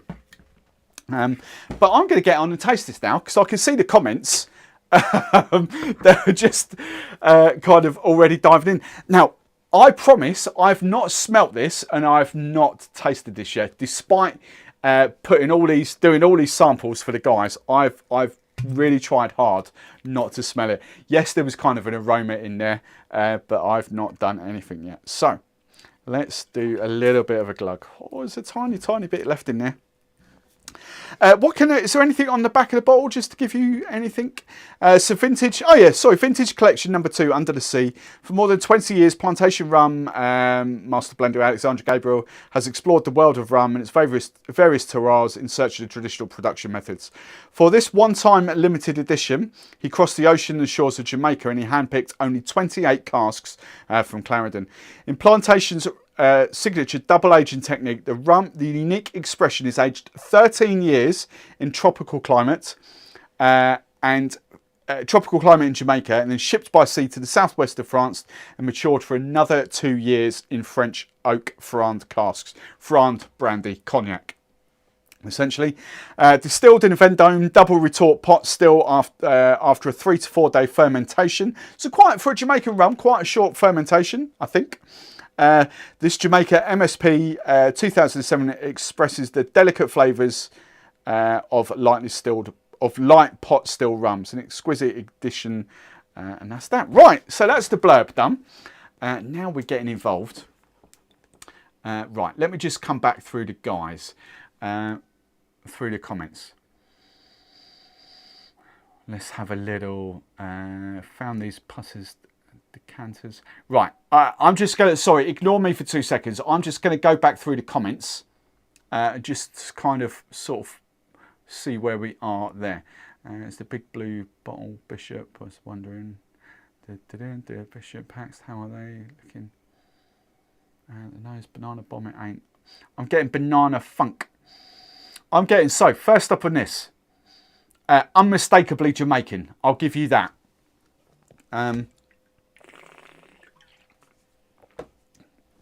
You know, you can't get away from Jamaican on here. Is it funk bomb? No. It's definitely not even remotely close to some of the funk bombs. Let's just take like a Worthy Park sort of rum bar. It's nothing even remotely close to being a funk bomb. But it's definitely got more to it than like an Appleton. There's definitely more funk to it than an Appleton, but not like a big hitter off there. Pritt stick, we're all having a guess now. So I've just really got to catch up on his comments just to sort of see where we are, and then we'll sort of crack on. As soon as I'm up to date. Smells like Jamaica. Bake finish, prune. Right, so none of you want to come on the camera. That's cool. Right, okay, that's cool. None of you want to come on the camera, so I can see a lot of tasting notes on there. So I'm definitely getting sort of banana on there. I'm getting a subtle hint of pineapple on there. I just want to kind of read out what other people are getting as well. They're far too sunburnt to go on the live. Right, let's scroll back up here then. Banana bomb it ain't. I'm getting Lee Ganimal's going from banana bomb it ain't to Scott. I'm getting banana funk. Trevor, yes, but juicy banana, fruity tropical noses. 100% agree for that. Banana glue, banoffee vibe.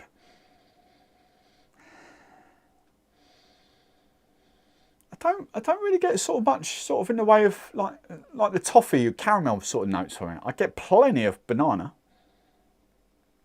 Not the only one that gets, at least I'm not the only one that gets banana in this. Yeah, Trevor, this is definitely one that you do get banana on. I forgot about you from a couple of months ago, smelling banana on everything. Right, I can show some dogs cow. Blah, blah, blah. Banana, not sweet banana. Right, okay. Banana, but not sweet banana. Honey, lots of fruit, no oak, very little wood. Tastes less sweet than it smells. Okay, yeah, I would say it does smell quite sweet actually. I've still not tasted it yet. I get the impression that this is going to be quite a sweet rum. It's sort of what the nose gives me on here. Prunes. What else have we got? I do get a boat varnish, which I did for the first time, but not glue, but varnish. Okay, interesting. Banana, fruity. Banana peel with me, hint of vanilla. Caramelised banana. Yeah, I see what you mean by the honey. Okay. Right, way sweeter than Kill Devil. Yeah, that's interesting. So for those of you just kind of reading along in the comments, Geraint, our Welsh friend, our Welsh wizard, has got Kill Devil, which is, I think, I'm not sure how similar it is. It's definitely a 2007, and it's definitely a Clarendon. So whether it's same cask, I think the Kill Devil. Geraint, in the comments, can you just whack on the difference? I think it's the ABV that's different. I think the Kill Devil is done at cask strength, whereas this is 48.4%. So kind of a little bit stronger. I'm really enjoying smelling it actually. See, I get Worthy Park rum bar smelling it. Honey isn't a bad shout. I'm definitely getting, I definitely agree with the honey. Banana, I'm not really getting too much else. I'm getting a slight hint of funk, but banana, no toffee, no sort of caramel notes, no oakiness, no wood aging. But yes, that sort of slight sweetness, the honey is a great shout on that. Maybe agave, actually. Maybe like an agave, you know, you probably wouldn't smell too much of a difference, but maybe like an agave. Yeah, see it?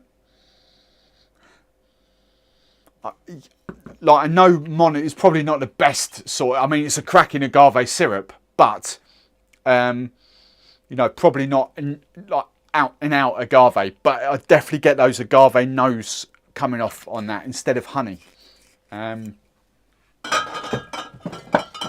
Definitely agree with that. Right.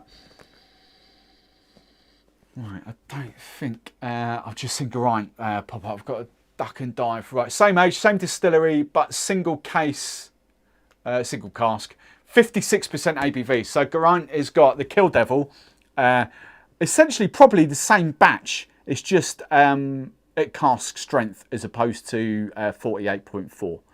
And obviously Geraint's won't be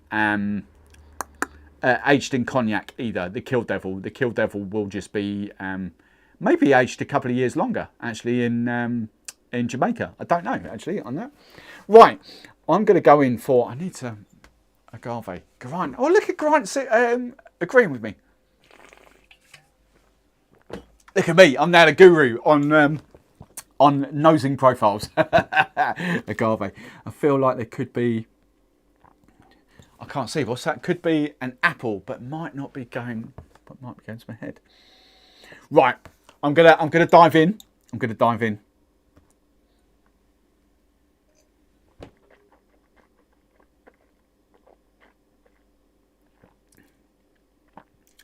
Wow.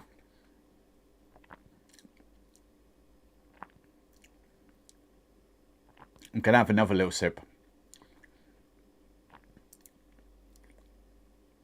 Wow, I didn't see. Oh, hang on. How much? There's no sugar added to this, if I'm rightly yeah, dosage is. Sorry, we've got all the. Just so you guys can see it as well.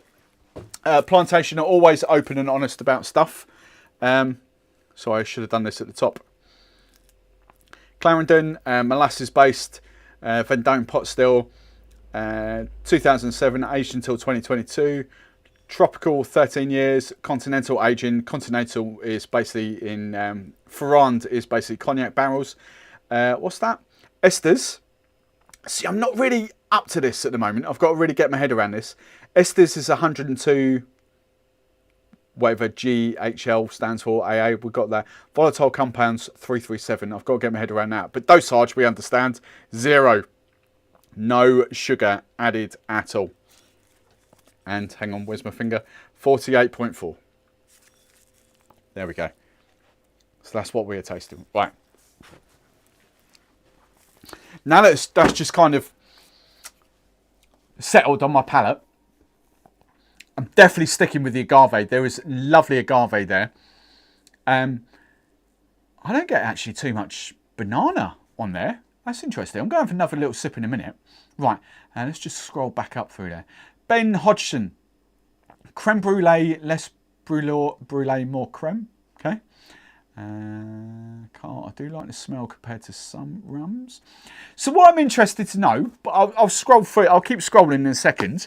What I'm interested to know from you guys, especially you guys that have not had the experience of higher ABVs or the more expensive rums.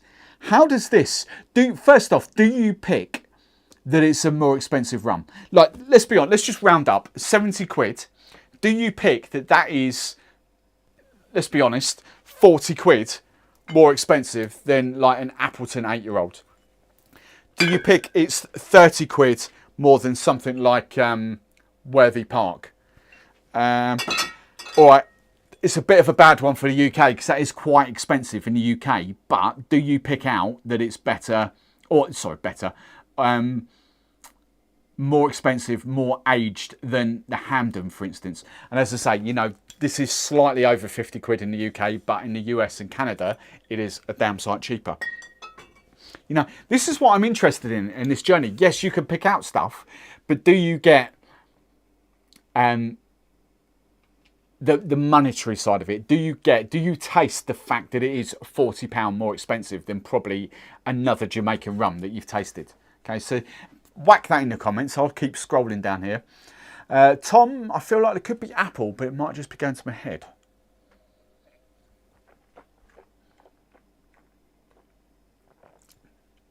On the taste, there is definitely the aging. There is definitely kind of, it's not, how can I describe it? It's not like, I don't know how to describe it, that you guys would know. Havana, let's go down the Havana route. It's not got that sort of woody, oaky vibes of a Havana rum. It has got the barrel aging to it, but it's really soft and mellow. Very kind of tropical. Right, that's easy to drink. If you get the honey, that has floral nectar in it. That has to be honey. Rossi B, Steve-O, Havana Steve, pleasant sweetness with pepper. Taste is super juicy, melons for sure.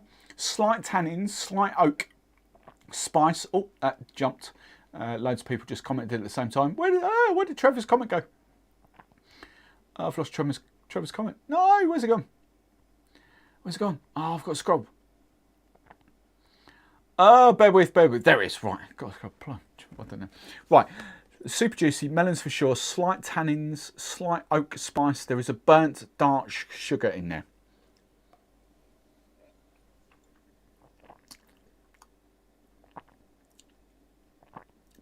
I'm with you on the. I don't get melons.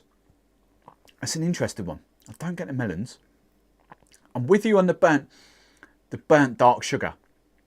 It's really, if you just drink it and sip it, that's that. But if you kind of like swill it around your mouth, you get completely different vibes.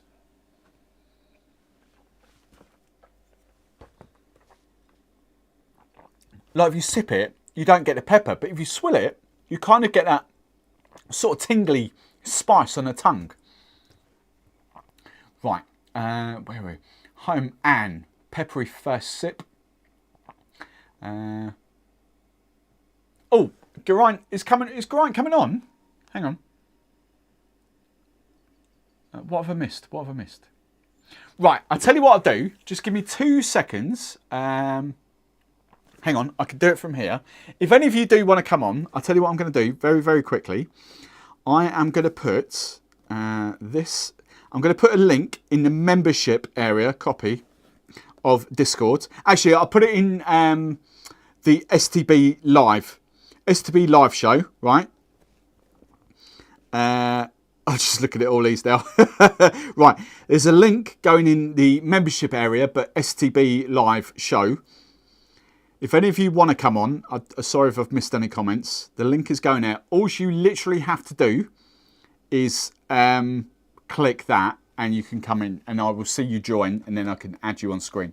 I've still got my headphones here so I can hear if any of you do come on. It'll be a bit bad here. If anyone does, that's absolutely fine. Right, pleasant sweetness, peppery, taste is super juicy. Right, I read that. Sounds like right. Finishes oaky, spicy, decent finish, not long, but okay. I get the banana and yes, and peppery. I get the barrel, very nice vibes. Jennifer Priest, there's a spice in there somewhere, but can't put it off, right. Kill Devil is more oak, less fruit, no honey agave, more funk, more Jamaican, better with water. That's what, see, I heard an interview. Oh, look out, oh, Claire's pissed. Should we get Claire? It's after the watershed. Or is it, yeah, it's after the watershed. Should we get Claire on? Should we get birthday girl on? Yay. Hang on, oh, headphones, I need the headphones in. It's after the watershed. There we go. It's after the watershed. Oh, wrong ear. There we go. Yay. Right, we can hear what's going on. Jesus Christ. Hello. Let's just turn that down. Right, there we go. Right, we can hear. What are you both?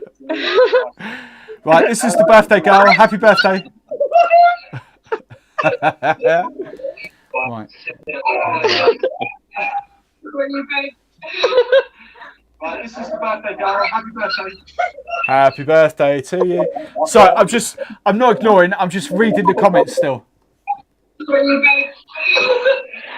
this is the birthday girl. Happy birthday. Happy birthday to you. Sorry, I'm not ignoring. I'm just reading the comments still. Oh. Hang on. Sorry, I've got a. There's a lot of feedback in there. If you're coming on, you've got to turn me down. So you need to be able to hear me somehow. Otherwise, you'll just get feedback and echo coming through. So I've turned the camera off for you guys. Just give me a thumbs up or something if you can sort that. Right. Oh, Steve-O's on. Havana Steve. Steve-O. Are you there? Go on, Steve-O. You're on. He's on. Is he on? Sitting Is he in not on? somewhat. Yes, Cheers. he's on. There. Cheers. Slant. Do we say slancher up there? Slancher will work for me. Or is that a Cheers southern is thing? good. Both works. So, talk us through what you're getting, Steve. So yeah, definitely the honey and really fruity and easy to drink. Very pleasant. I got that wee bit of pepper just once you have it just in your mouth. It's a good halfway house to move on like your rum journey and try different slightly more exotic rums. Also have another one here which is I said in the comments is a 2003 is this box here. Oh, there we go. I've not seen that. What's that? Oh, you've got that one. Oh, okay. Yeah. So that one is 49.5%. Somewhat struggle with this one unless it's 49 a wee bit of watts to really, and it has that much varnish and glue smell. It's a bit more troublesome to drink. This here is really very pleasant, very joyful. I would definitely give this a run and buy a bottle. How strong is that 2003? Sorry? It's 49.5. 49. Oh, so not much in it. Yeah, but the strange thing for me is this doesn't taste like a 48% rum. Doesn't, it doesn't, does it, at all? Easily. Doesn't give you the impression that strength behind it. No, it doesn't. Come on then. Big G is in the house. Geraint, look at Big G. How does this compare to your agricole, Big G?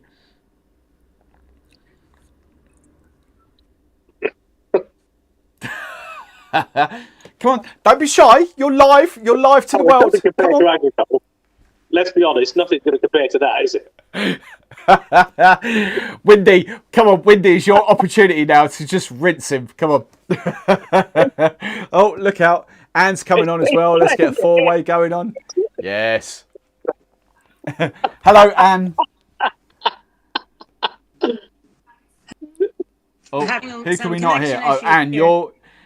Here we go. Wow. Yeah, Anne, your signal strength is not very good at all. If you get your signal strength up, you'll be all right. For any alcohol burn. It's really bizarre, isn't it? I'm just trying. I've missed out a load of comments here. I'm just trying to scroll back up to the comments. I want to see what people thought of it as a more expensive rum. Not really, no. So, Geraint, are you all about the Kill Devil then? I'm assuming. Okay, let's see here. Geraint, how does the Kill Devil compare then? What's the difference? If I had to buy again, it would be the Kill Devil. Even at 120 quid a bottle, it's way better. This is 120 quid different. Oh. And you've just commented in the private chat. You're not on the stream, all right? No, it's 120 quid bottles. It's what, another 40 quid? So is there that much difference?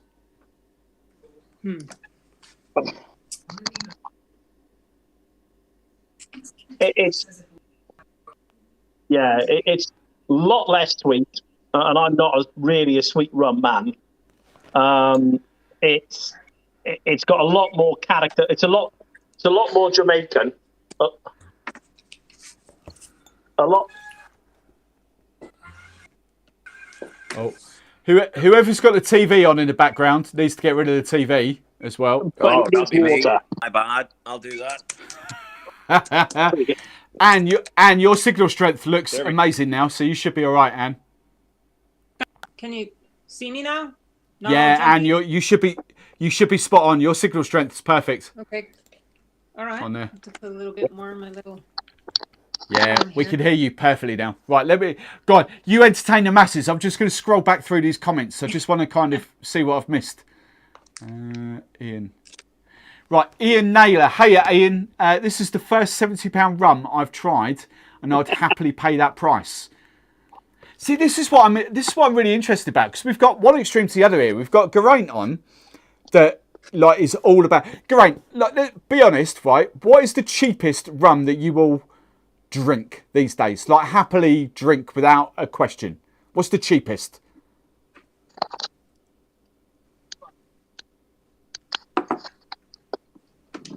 It's a delay.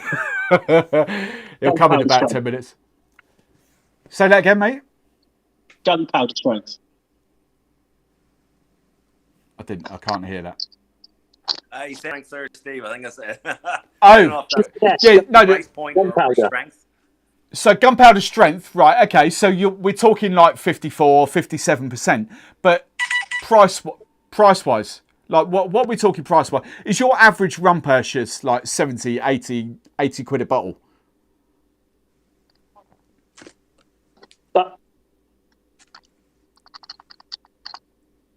Yes. Yeah. There you go. Short and sweet. Interesting. Yeah. Okay. Yeah. So Steve-O's in it. Steve-O can translate. Right. So this is what I'm interested about. This is what this whole tasting is about. It's like, you've got people like Ian. This is Ian's first experience of a stronger rum, and he would quite happily, not stronger rum, but a more expensive rum. And how does it compare for you, Anne? Say this question again. I'm sorry. How does that rum compare to you for anything you've tried before? Well, I'm wondering what, like at the end, I get kind of a metallic sort of. I'm not sure if that's the word I'm really looking for, but it's kind of got. I'm searching for what it is at the end. It does seem very smooth and and drinkable. Very sippable. It's crazy how the nose for me is very banana, and the taste is quite different from that. I definitely get barrel. I do get a little bit of like toffee, caramel, I suppose. Not caramel, I guess it's toffee. But it's very sippable, very smooth, very nice. But I am wondering what that lingering, what's laying on my tongue for quite a while afterwards. I get what you mean. 100% get what you mean. Yeah, totally. Doing that, totally get that. Well, for me, that's black pepper sitting on your tongue. It stays there for quite a while. Yeah, it's definitely peppery, definitely, but it's not like really hot peppery that is just not palatable. So. All right, I'll go around the clock. Steve, what would you score this out of 100 then on Rum X? So Rum-X is what I think. Hang on, let's get it out. I do this every bloody week, and I still don't know the scores. Which one are we going for? Let's go that Plantation, right? It's too sweet. It's too sweet. So it's too sweet for the agricole guy. We know that. To be fair, this is who did command the what was it, the agricole where was but here I'm not going to take advice on sweet pineapple in the jar. For me, I'd scored about 82. 82, cool. And what would you score out of 100? So, hang on, let's just do that. So 82 is very good. 70 to 79 is good. And then we've got excellent at 90s to 99. Where are we going? I think it's very good. I don't know that it's, for me, that it's excellent, but I think it's very good. I think I'd agree with both of you there. I think it's definitely better than good. Yeah. I wouldn't put it as good. It's definitely better than that. Is it excellent? I'm not sure it's excellent. But I mean, what would you give us an example of what you would say is an excellent? That look at Geraint just shaking his head. That's just the point, Yeah. I'm yet to. yeah, I'm yet to find that rum that really kind of blows me away and goes, wow, you know, that's the. Dr. Bird, I gotta send you some of that. Who's that? Oh, hang on. Here we go. Let's get him on. There we go. There's the man. There's the man in the house. Welcome back. Welcome back, Trevor, to the fold. You can speak. He does, doesn't he? All fresh-faced. That's what not drinking for 2 months does. You get 10 years younger. Yeah. You got 10 years back in your life. Got the visitor with me. Right, I'm just reading. Geraint's bashing the keyboard. I'm going to mute Geraint because he is bashing the hell out of the keyboard at the moment. Right, there we go. Let's mute him down. Right, so you shouldn't be able to hear the keyboard going. Trevor, what do you think of it? That's good. It's really good. I was surprised when you picked up that the rum bar OP and said that you didn't find it nothing like it, because I find the nose was extremely similar to the rum bar OP. I got that raspberry that I think Animal talked about it a few times. But I get that juicy raspberry off it. Yeah, I can pull the rum bar out of it. See, I don't get those raspberry notes at all off that. As soon as he mentioned it the first time, I get it's all I get off. Every time I smell that rum bar now, all I get is that raspberry. But it's good. It's not a bad smell. But what would you give it out of 100? Oh, I don't like rating rums out of 100. There's so many. They're all different.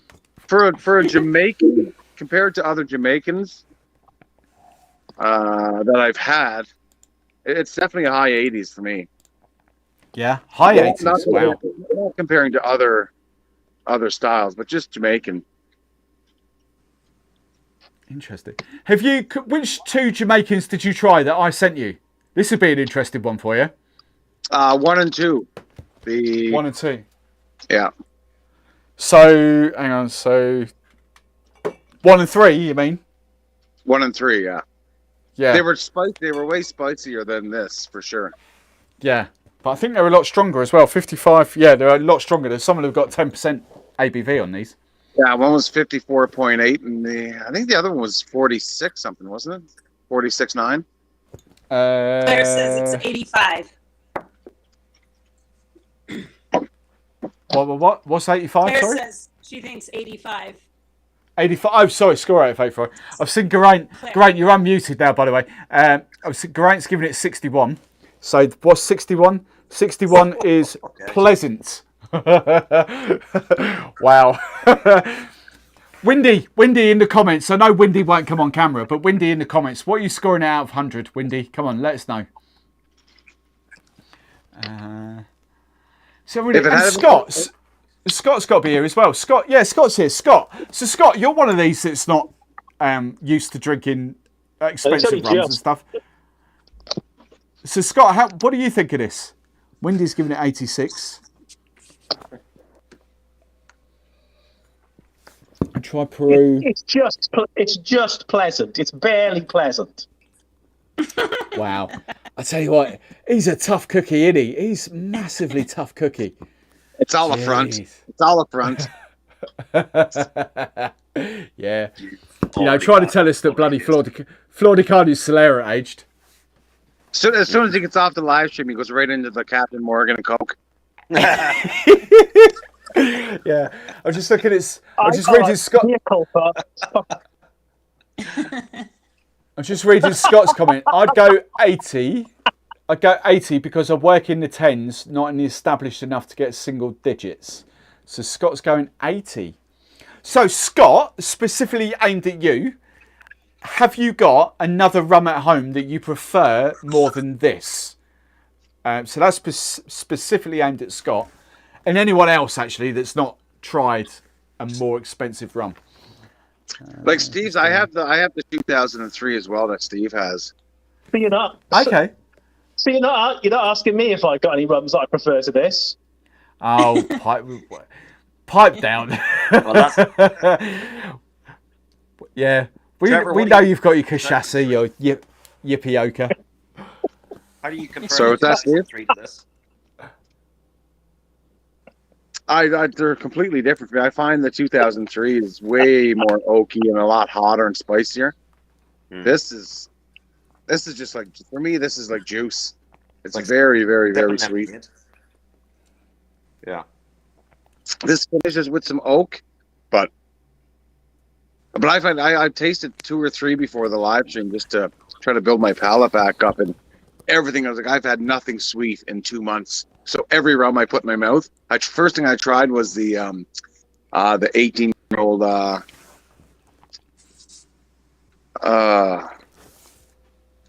Jesus, whatever, I can't even remember. And it's everything is super sweet. Everything's super sweet right now.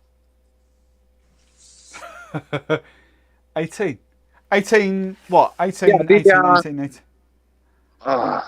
My brain is shut off right now. Jesus. You did the 12 and the 18 the other day, Steve. Oh, Florida Canya. Florida Canyon. Jeez, FTC, yeah. Yeah, there we go. Yeah, That's Solera. Solera age, yeah. Yeah, that's why it's so sweet. But I find the 18 is more sweet than the 12. Do you reckon? Mm. Wow. Okay, interesting. I'm never going to live that down, am I? I'm never going to live that down. Hey, look, you come into this group, giving us all the knowledge and try to pretend you're this, and then you come on and you say a stupid thing like that. Hang on. Go. I'm just reading what Tom. Go. At this point, I can't tell it's sweet. But it's still. Right, hang on. So looking at Tom, right. So this is what I'm interested in. I'm interested in like the sort of crossover journey. So Tom, go at me. Oh bloody hell, it's gone. Go at me at this point. I can't tell it's sweet, but I'm still into spiced rum. Had Don Papa the other day and could tell that was sweet. Now I don't see this as sweet. This look. If you're drinking Don Papa, this is not sweet. let's be brutally honest. Don Papa is really, really sweet. This ain't got anything on Don Papa. But if you drink this, look, I'm going to be honest. If you drink this, even compared to like the Dawleys, 5-year-old Dawleys, then that is really sweet compared to the 5-year-old Dawleys. For me. Yeah, we're going there. Big G has played the Xbox. Scott, here we go. Florida Canya would be my go-to sipping rum, but I'd put this above that. Okay, interesting. So Scott's sort of converted. No, Eldorado 12. I love Windy's comment. Victor, 62-ish harsh. Victor. Is Durant our new Victor? I think for sure, right? He's got to be the new Victor. He has to be, doesn't he? So Trevor, are you completely off the meat and water diet now? Are you back? No, or are you... no. I'm just back to sipping rum. I'm never coming off of that. What? Meat and water? So, no. Yeah, no, I'm going to continue eating that way. It's amazing. But you're drinking booze, obviously. Yeah, but just sipping rum. I'm not mixing cocktails. No sugar, nothing. Right. Okay. Interesting. So, yeah. Wow. So your palate. So hang on. So right, this is right. I'm fascinated by this. So you went 2 months, didn't you? 2 months with just meat, water. Nothing else. No, nothing. So has your so you've obviously tasted some rums now. You've had a few rums. How's your sweetness? How's your palate sort of changed in those 2 months? Like how sweet do you think these things are? The rum is it's complete sweetness, but I've had nothing else that was sweet. So that's why I said I had the rums last night, a couple that you sent, and I've had the FDC 18-year today and the Worthy Park Single Estate, and now this, and all I get is sweetness up all of them. Like the sweetness, it's the sweetness overload. Wow, like too sweet or nice, The, sweet. the 18, the FDC 18 was kind of too sweet. The Rose Mullion last night, the dark, it tastes like coffee liqueur. Wow, that's insane. It just shows you how you can train your palate if you like stay away from sweet stuff. Yeah, that's nuts. It's wild. So what would you hang on, right, pre-COVID, like your COVID, what you had, right? What would be your sweetest rum that you kind of had at home? Probably the ED12 for sure. The original ED12. Right. Oh, the red. Is it red? Yeah, the red one. So how does that compare now? Is that really, really, really sweet now? I haven't tried it yet. The only thing last night I've had the ones you sent and then these today, and that's it. That's going to be. I'm fascinated. That's going to be interesting. I'm afraid to go to some of my old one that I didn't find sweet. Now I might not be able to enjoy them anymore.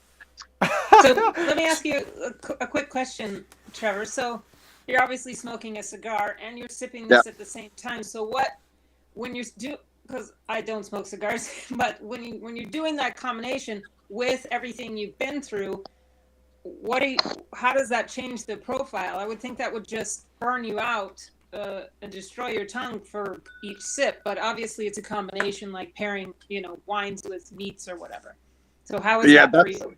I've smoked cigars the whole time. Like I quit smoking cigarettes, but cigars, I've had a cigar a day. So, and I've switched from drinking regular water to I bought a Soda Stream, so I drink seltzer water now, and that's it. Yeah. Because I need something that's active. But so the cigars are good, but the rum has the first sip I took today last night blew my palate out. Mm. Like I had nothing that had any kind of. The only thing I've had even with the meat I've been eating is salt. So I've had nothing spicy whatsoever. I had no pepper, no nothing. I bet that really. This is spice peppery. Yeah, but it's good. It's a flavor bomb. I enjoy it a lot. Wow. Just quickly button in. Ganimal Lee wants to know if we're opening this out with water before he drinks it all.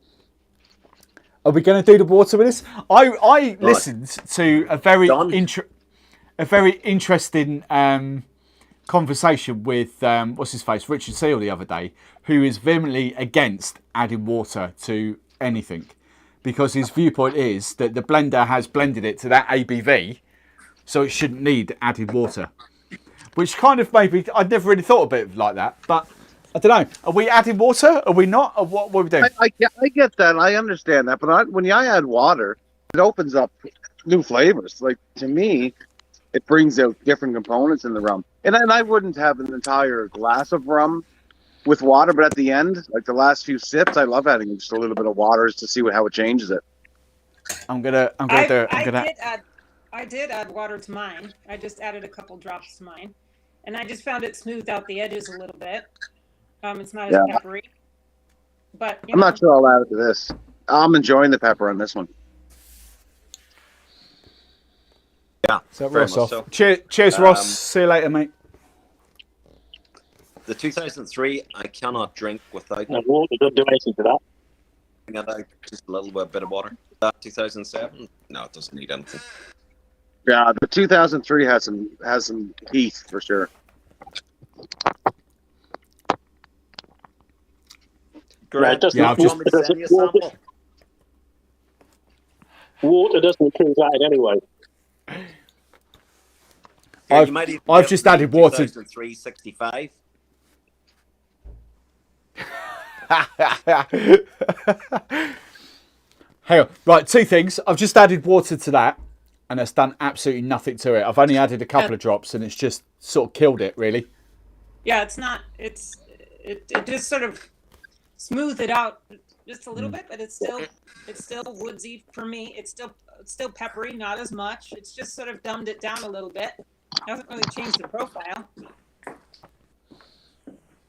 And Trevor, I don't know whether you can see the comments, but Fuzzbuzz has asked, I'm new to the group. Trevor, can you decide? I don't know what he means by that, but basically wants to know why you on the diet change. You can tell him. Oh, just basically, I caught COVID right at the end, and working and flying back and forth from BC to Alberta for 3 years during COVID. And I caught at the end, and I only had, like, it was only bad for 2 days. The first day was the flu. Second day I had a cold, but my recovery was 2 or 3 weeks. Like, I was completely, my body shut down on me. I couldn't do anything. I was sleeping 16 to 20 hours a day. I had no energy, just nothing. I didn't want to do anything. And I'm 47 years old and creeping up on 50, and I just decided, you know, I smoke, I drink too much, I eat unhealthy, and I just wanted to get healthy. So I just did a complete cleanse of my body. I'm going to do strict for another 30 days. I probably won't drink rum again after this for another 30 days. And I'll stick with meat stuff. Then I'll start adding some things in, just like mushrooms and a few different spices. But it's funny when you cut everything out. I've added some spices in here and there through this 2 months just to try, because I thought it was rubbish. So I've added pepper once, and my joints the next day, my knees were completely shot. I could feel it in my knees. And the other day I smoked ribs, and I put onion powder and garlic powder, and my back was shot. So there's spices cause inflammation that affects you, like you don't realize when it's your day to day. But when you cut everything out and your body just runs very, very well, you add a couple of little things in, and you can feel every little. And I mean, will I live with that some days? Yeah, you know, but I'll never have sugar or nothing again. That's for sure. It's weird. It's so funny, isn't it? Funny. It's to tell people, I just do the research yourselves on it's called the carnivore way of eating, because when you tell people how your body reacts, like I've had psoriasis on my elbows, it's completely gone. I had gum disease, it's completely cleared. Like all the tiny ailments that I had have completely gone away. Wow. Yeah. I must say, just in your face, you look so fresh-faced. You do, yeah. Yeah. No, it looks completely different to what it was a couple of months ago. Just in your face. Yeah. That's insane. Yeah, that's all the rum. Yeah. Right. Who's this? Scott. Right. Scott's got a valid point here. Great. This is aimed at you, right? And I'm going to elaborate on Scott's question. So Scott's put, Scott's interested in himself, like when he gets more experience to rum. How does he phrase it? Where's he gone? Would he find this just pleasant? Right, Grant, I want to know, when you went through your rum journey, let's be honest, you're a lot more advanced than a lot of us. You know, we give you banter, but that's purely because you're a lot more advanced, a lot further down the rum journey than a lot of us are. But when was that point when you kind of decided that actually, do you know what, rums like this aren't worth your time? You obviously did your education. You obviously did your early doors, your early rums. So you were kind of like, yeah, you know, maybe not Bacardi 8-year-old, but you're just sipping away on normal rums. When did it get to that point where you kind of decided that rums like this were just pleasant?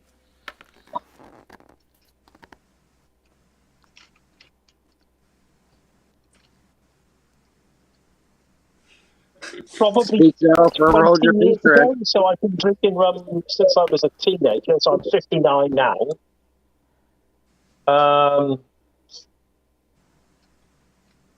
Hello. You want to go through? Go on, carry on, mate. Carry on. So probably 20 years into my journey.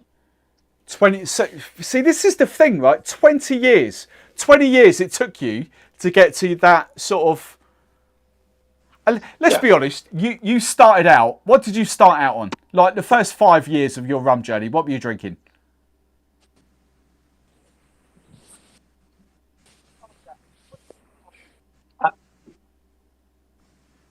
White agricole, because remember, my mother is from Mauritius. Right. Okay. White Wendy, right. Wendy says, I haven't got 20 years left. Wendy, I'm just bless him. I bet he has. Where is he? Oh yeah, there he is. When the rest of us are drinking agricole. Yeah, diamond white. Jesus, what else have I missed? Tom, I can't wait to get to 47. Listen, I got to dip out. I got to head to the airport for work. Thanks, Steve, for having me on. You are Appreciate welcome. Thank you. Good to see you all. We'll see you all next Sunday. See you later, Lisa. Cheers, Trevor. If Lisa's there. Cheers, Al. See you later, mate. That's cool. What else are we getting? Apparently, people can fast for 3 or 4 days at a time without harm. Cool. Right, I think I've got nothing really more to add on this. We'll definitely do another rum. And I like Geraint's angle actually of like comparing it like 2 different casks. That's kind of fun to do in the future. Yeah. But yeah, water has just killed that for me. Absolutely killed that. I think comparing it to something at a similar price point.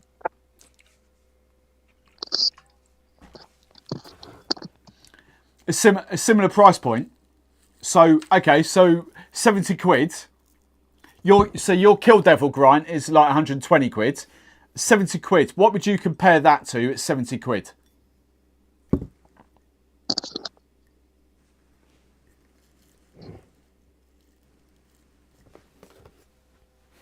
Angostura. How about something like Appleton Black Barrel 15 or Angostura 1787 or EDL 15? Ooh, Angostura. That's a good shout. I've had some Angostura. 1787. I've got a wee dram of that here somewhere. I'll find that. That's a good shout.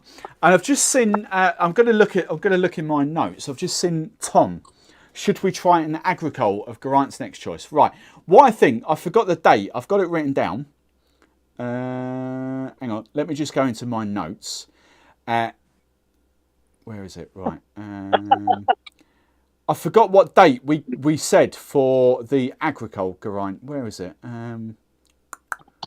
Schedule. July. Agricole live. We're doing right. So here's what I've got to organise this in the next week or so. Then we said we were going to do the agricole on the 3rd of July. So I'm quite happy to do the next taste along with maybe a couple of different agricoles. Geraint sent me, it was an email or a message or whatever it is got, and I'll go through that properly. But I'm quite happy to do the next taste along with agricole. That'll be quite fun if everyone's cool for that. We'll chat about it in the Discord. But yeah, that could be fun. Definitely fun. We'll have to ease in with like an approachable agricole, and then like a woohoo! Let me try Clarin. Clarin. Yeah, we could do Clarin. We'd need to. I think how we'd need to do it. I think I would need to get buy the bottle, and then send it out to the members. I think we would need to do that. So I'll sort that in the next. Where is it? It's the 12th today. I'll sort that in the next week or so. And then we'll go for that. I think that could be fun for the next taste along on the 3rd. Where are we? So there's no live show next week because we're all at Rumfest, or a lot of us are at Rumfest next week. So that gives us, when's that? So that's 9th and 19th. Yeah, so not the 26th, but then the live show after will be agricole. I think that would be kind of fun, actually. I do give Geraint some banter, but I'm kind of intrigued. Like, I really, that's probably the best agricole I've got, which is the 50% ABV, not the 40. And it's actually quite drinkable. I actually do quite like this. No. It's okay. It's okay. Oh yeah, I know it's cheap as chips, but it's I get it. Not my favorite. Not my favorite brand. Yeah, I've got this. See, this was quite disappointing. I've got that. I don't know whether you can see that on there. Yeah, I've got that. And that's just the view, I think. Select barrel. I was a little bit disappointed with that. That's not brilliant. I was just looking at Karen's comment, that is very disappointing. Yes, you're quite right. That is very disappointing. Go on, Anne. Interesting. Her comment says, I'm so new to rum, I find it hard to imagine that a rum I taste today and like, at some time in the future, I won't like it as much. Go ahead. No, go on. I will say that I'm fairly new in the rum journey. obviously I That's have not a true. YouTube channel, and I'm doing a lot of rum cocktails and some Amaro. But I will say that there are some that I don't like as much anymore, for sure. And I suppose you could say, all right, you start out with Bacardi Silver, you know, and you're going to move to something higher up. You're gonna start wanting to spend a little bit more money and move higher up, you know, and taste something that has quality. And once you start sipping the rums and your palate opens up and you start understanding what's going into the barrel and what's going into the whole process, I would safely say, yeah, there are rums that I don't go back to, for sure. I'm not, like we've been talking about on the lives. You're not going to restock.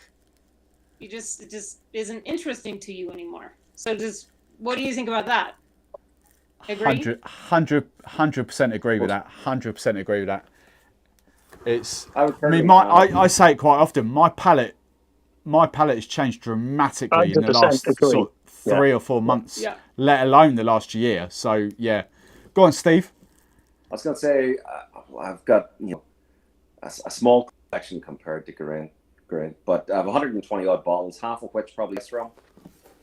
I can see me only replacing 10. I don't see me replacing very many of them. It's you have one or two, you think you're going to enjoy the bottle, and by the time you get to the end of the bottle, enjoy it as much as when you started, and certainly replacing most of them. Yeah. It's just so.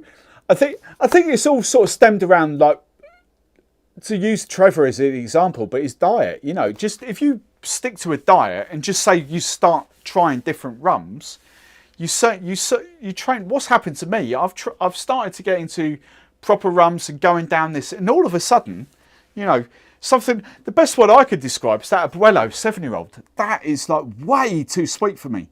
You know, and yes, I've just done the video purely because I had to, because I'm a YouTube channel. I had to do it.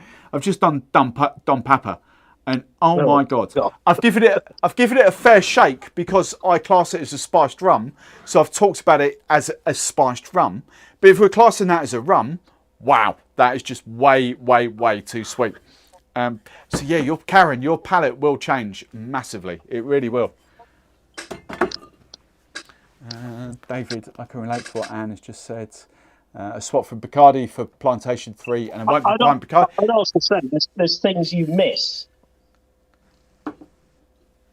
So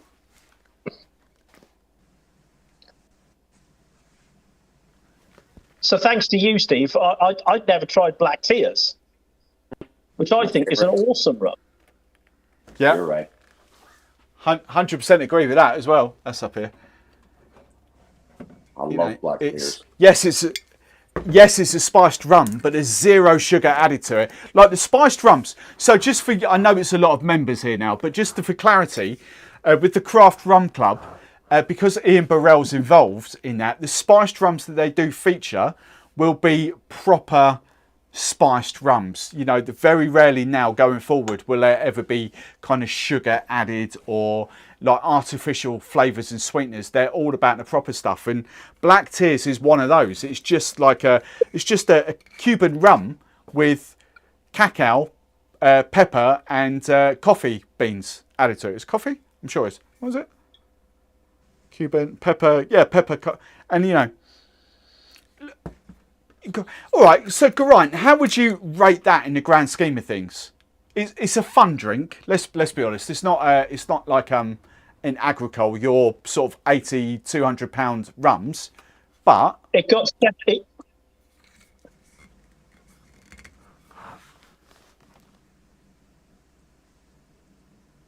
Go on.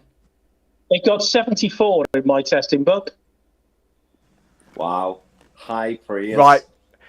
So hang on, wait. So 74 for Black Tears spiced rum, but he gives what 62? 62 was it for that? Wow. Yep. But that just goes to show, doesn't it? 61. Just 61. There we go.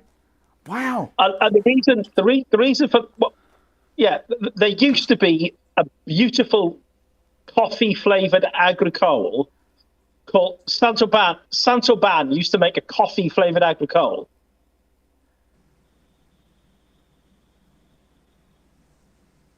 Okay, I've not heard of that. So what was that? Was that a coffee liqueur or was it a coffee rum? It was a coffee rum. Wow, interesting. A coffee rum. Does black tears back good memories then? I loved it. And that black tears is very, very similar. Interesting. Hang on, Yeah. I'm just reading these comments again. So with this dram today, right, Tom. Hang on, Karen. I'll come back to that comment in a second. Right, Tom. So with this dram today, I really enjoyed it and would stock it for occasions, but I was surprised with little flavours it had. So I thought I was going to be this, that, and everything popping out. Yeah, that's what I mean. In my genuine opinion of that, it's nice, but I don't see a huge gulf between that and some of the 30, 40 pound rums that I've tried. That's where I am at this precise moment. I don't think the extra sort of 30 or 40 pounds is really justified on that. It's nice, it's really good, but I'm like, yeah, I get exactly what you mean with that, Tom. What else? What did Karen say? Karen, I need to mix my rums at the moment. I just can't sip. Karen, try rum fashions, Karen. Like a tiny little bit of sugar and maybe some bitters.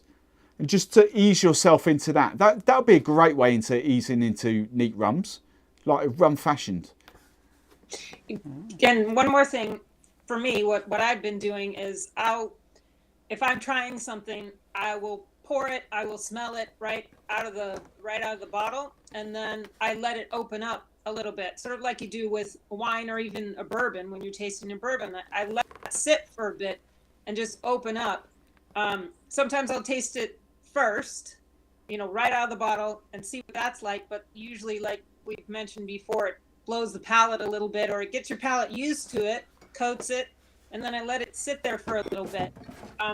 And then try it many times and then put water in it. Maybe for Karen, just a couple drops, but maybe for Karen it would be easy if it was just diluted a little bit. But when that happens, you're experiencing different flavors than you are right out of the bottle. It's, it may be a little backwards, but it might be a little easier. Yeah, totally get that. Wendy's just come on with the daiquiri as well. Daiquiri is a great... Yeah. For a cocktail, daiquiri is the best rum cocktail it is. Geraint's got his tea punches for agricoles. It's similar, it's different, but similar kind of vibes. The whole lime and sugar just works so well with like rum. It just does. It's got a wonderful I think, day. Steve, a bit like you said, old-fashioned, Appleton 8. We chatted about Appleton 8 before, but for me, Appleton 8 is an old-fashioned. It's just... It makes the rum almost a glugger. It's half a bottle disappears of an evening. I still genuinely think, I know me and you are on the same wavelength here, but I still genuinely think, pound for pound, that is one of the best value rums I've tasted still to this day. Appleton 8-year-old, sure. I think is stunning. Sure. It's... Yeah. Come on, great, Mr. Agricole man, give us your opinion of Appleton 8-year-old. It's very, very good value. Hey. It's very good on that note, for poor people. And I like it. Very good value. Poor people. For the peasant drink. It's a drink for the peasants. So, hang on. Right, let's continuing on this theme, while he's in a generous mood, Geraint, out of all the rums, and you've studied my back bar, out of all the rums I've got here, would you say that is one of the best value for money rums that you've seen me chat about, the Appleton 8-year-old? For the common man. For the common man. Yes. Yes. I know he loves his Pusser's gunpowder spice as well. Pusser's gunpowder. We'll give him that as well. I was going to say, And Chairman's Reserve. Chairman's Reserve is the other one. Okay, interesting. I wouldn't have picked that. Interesting. Wow. But yeah, I know. Me and Steve have chatted about this a few times, but the Appleton 8, I genuinely think Appleton 8-year-old. You know, it's my birthday coming up in a couple of months, and I was chatting. I've got this thing I want to spend. I might spend like £100 on a bottle on something like really, really nice, and I'm not sure because I don't know. Something I enjoy. Would I? But at £70, I'm like it's good. It is really good, but am I better appreciate something? Last week better. That Florida Canya last week that you were trying those. I think, I think where my palate's going, I think my palate is slightly going towards like out and out column still, lighter column still rums. I think I'd actually prefer to try like a proper aged Cuban rum or something like that, Dominican rum or something. I don't know, but I think it's bizarre. I don't know. Ron Kube, in fact, Grant's put me on this before. Yes! Ron Kube, have a nice rum that isn't available here at the moment, or it's out of stock, is that right? 1870. Yes, that one. I would, I've got the 10 here. Buzz just asked, should I ask, or Buzz just said, should I try the Appleton 8 or go straight for the 12? I would say those are two very different things. I would start with the 8. That 12 is richer. It's just a different flavor. I would say if any of you, Karen, if you're looking for something to start with, that Appleton 8 or the signature or the reserve are both really great. But that rare or the 12, that's for a different mixing. If you're going to mix that in a cocktail, that's different. It's very rich and it's just got a different profile. It's not as caramely for me. So I would go for that 8 for sure. Anybody else? Yeah, agree with that. 100%. I think they're both. I think, I don't think it's about having one or the other. I think it's about having both. They are very different rums, and nailed it. Absolutely nailed it there. Yeah. But yeah, just purely on price point, start with the 8. And then maybe, if you're not one of these people who's buy 2 or 3 rums a month, start with the 8 and then get the 12-year-old the next month. But don't think the 12 is like the 8, just older. It's completely different. Yeah. So, yeah. Steve, you have the inside track on the expense of Ron Kube. So what's the story? So whenever John tells me something, I always add like another month to 6 weeks on it. So when he said early July, I'm expecting it mid-August. Fair enough. So basically what happens with that sort of stuff, they'll place an order at the start of the year or the financial year or whatever. So right, we're going to need, so all distilleries will work like that. So, we're going to need like a pallet, 8 cases, whatever his volumes are. He'll put that order in and then it'll get delivered like a few months later. He would have put that order in, but there was a mistake. Grant will know what it is, but it was the white version, the aged white version, whatever that is. They got 2 pallets of that instead of 1 of each. So that's what happened. So, yeah. You've got to rely on the distillery having stock to get it shipped. A small distillery like that, I'm not sure. So I would say mid-August. We might be lucky to get it earlier, but yeah, I don't know. I generally don't know. Well, I look forward to that. Yeah, I've never tried it. I'm with you. I'm totally up for that. I love the Reserva, the sort of 10-year-old. I love that. Right. Karen, I've just ordered the Plantation Original Dark coming tomorrow. That's my first any Jamaican in. I will see how I find it. Oh, Karen, you're not. That's a lot. Yeah. You're Karen, you're not going to get too much Jamaican out of the Plantation OD. You'll get if you've had any. Once you have a couple of Jamaicans, you'll sort of pick it. But I promise you're not going to get too much Jamaican off that. It takes it takes a lot of Jamaica rums to even pick out the Jamaican in this, but it's such a good rum. 17 quid or 18 quid, whatever it is, such a bargain. On the move. Right, I have got restock box forever. What is that? Sorry, mate. Geraint, what's in your stock box forever? The 1870 has been a must restock for about 10 years. Wow. The 1870. That's interesting. Wow. I trust him. I trust him. He might not know his Flaudicanis, but I trust him on his expensive stuff. Oh, Anne has just dropped out. Oh, Damiso. Damiso's great. Yeah. We like a bit of Damiso. Yeah, that's in his recommendation here, and it's bloody good.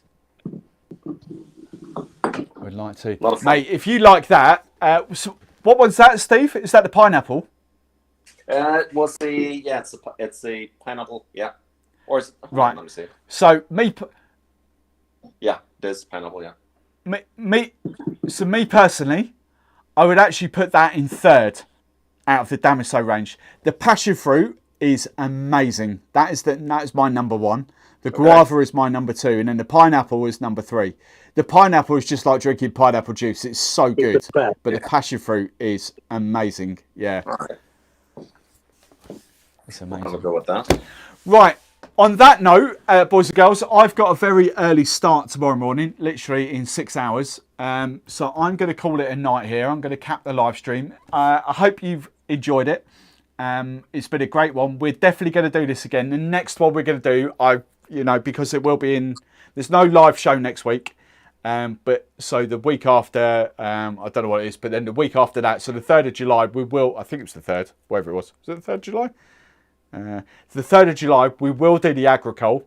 I'll sort it out this week of what agricoles we'll do, and then we'll go from there. But yes, we'll have the next one of these will be an agricole, the drink along. That'll be kind of fun.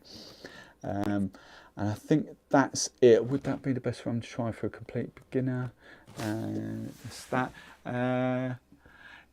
Billy, I tell you what, Billy, just to very quickly sum up, go on to my stevethebarman.com/hello and just download my sipping rum guide. That'll get you started, and then come into the Discord. You'll see that, and we can answer that. So thank you very much for watching, boys and girls. Thank you, Steve. Thank you, Geraint. Thank you, Anne, if you can hear us. And thank you, Trevor, for coming on. It's been awesome. I won't see you next week, but I will see you in a couple of weeks' time. All right. And for those of you coming to Rumfest in Manchester, I'll see you all next Saturday in person. That's going to be loads of fun, isn't it? All right. Cheers for watching. We'll see you soon. Cheers, Steve. See you, Geraint. Thank you. Bye.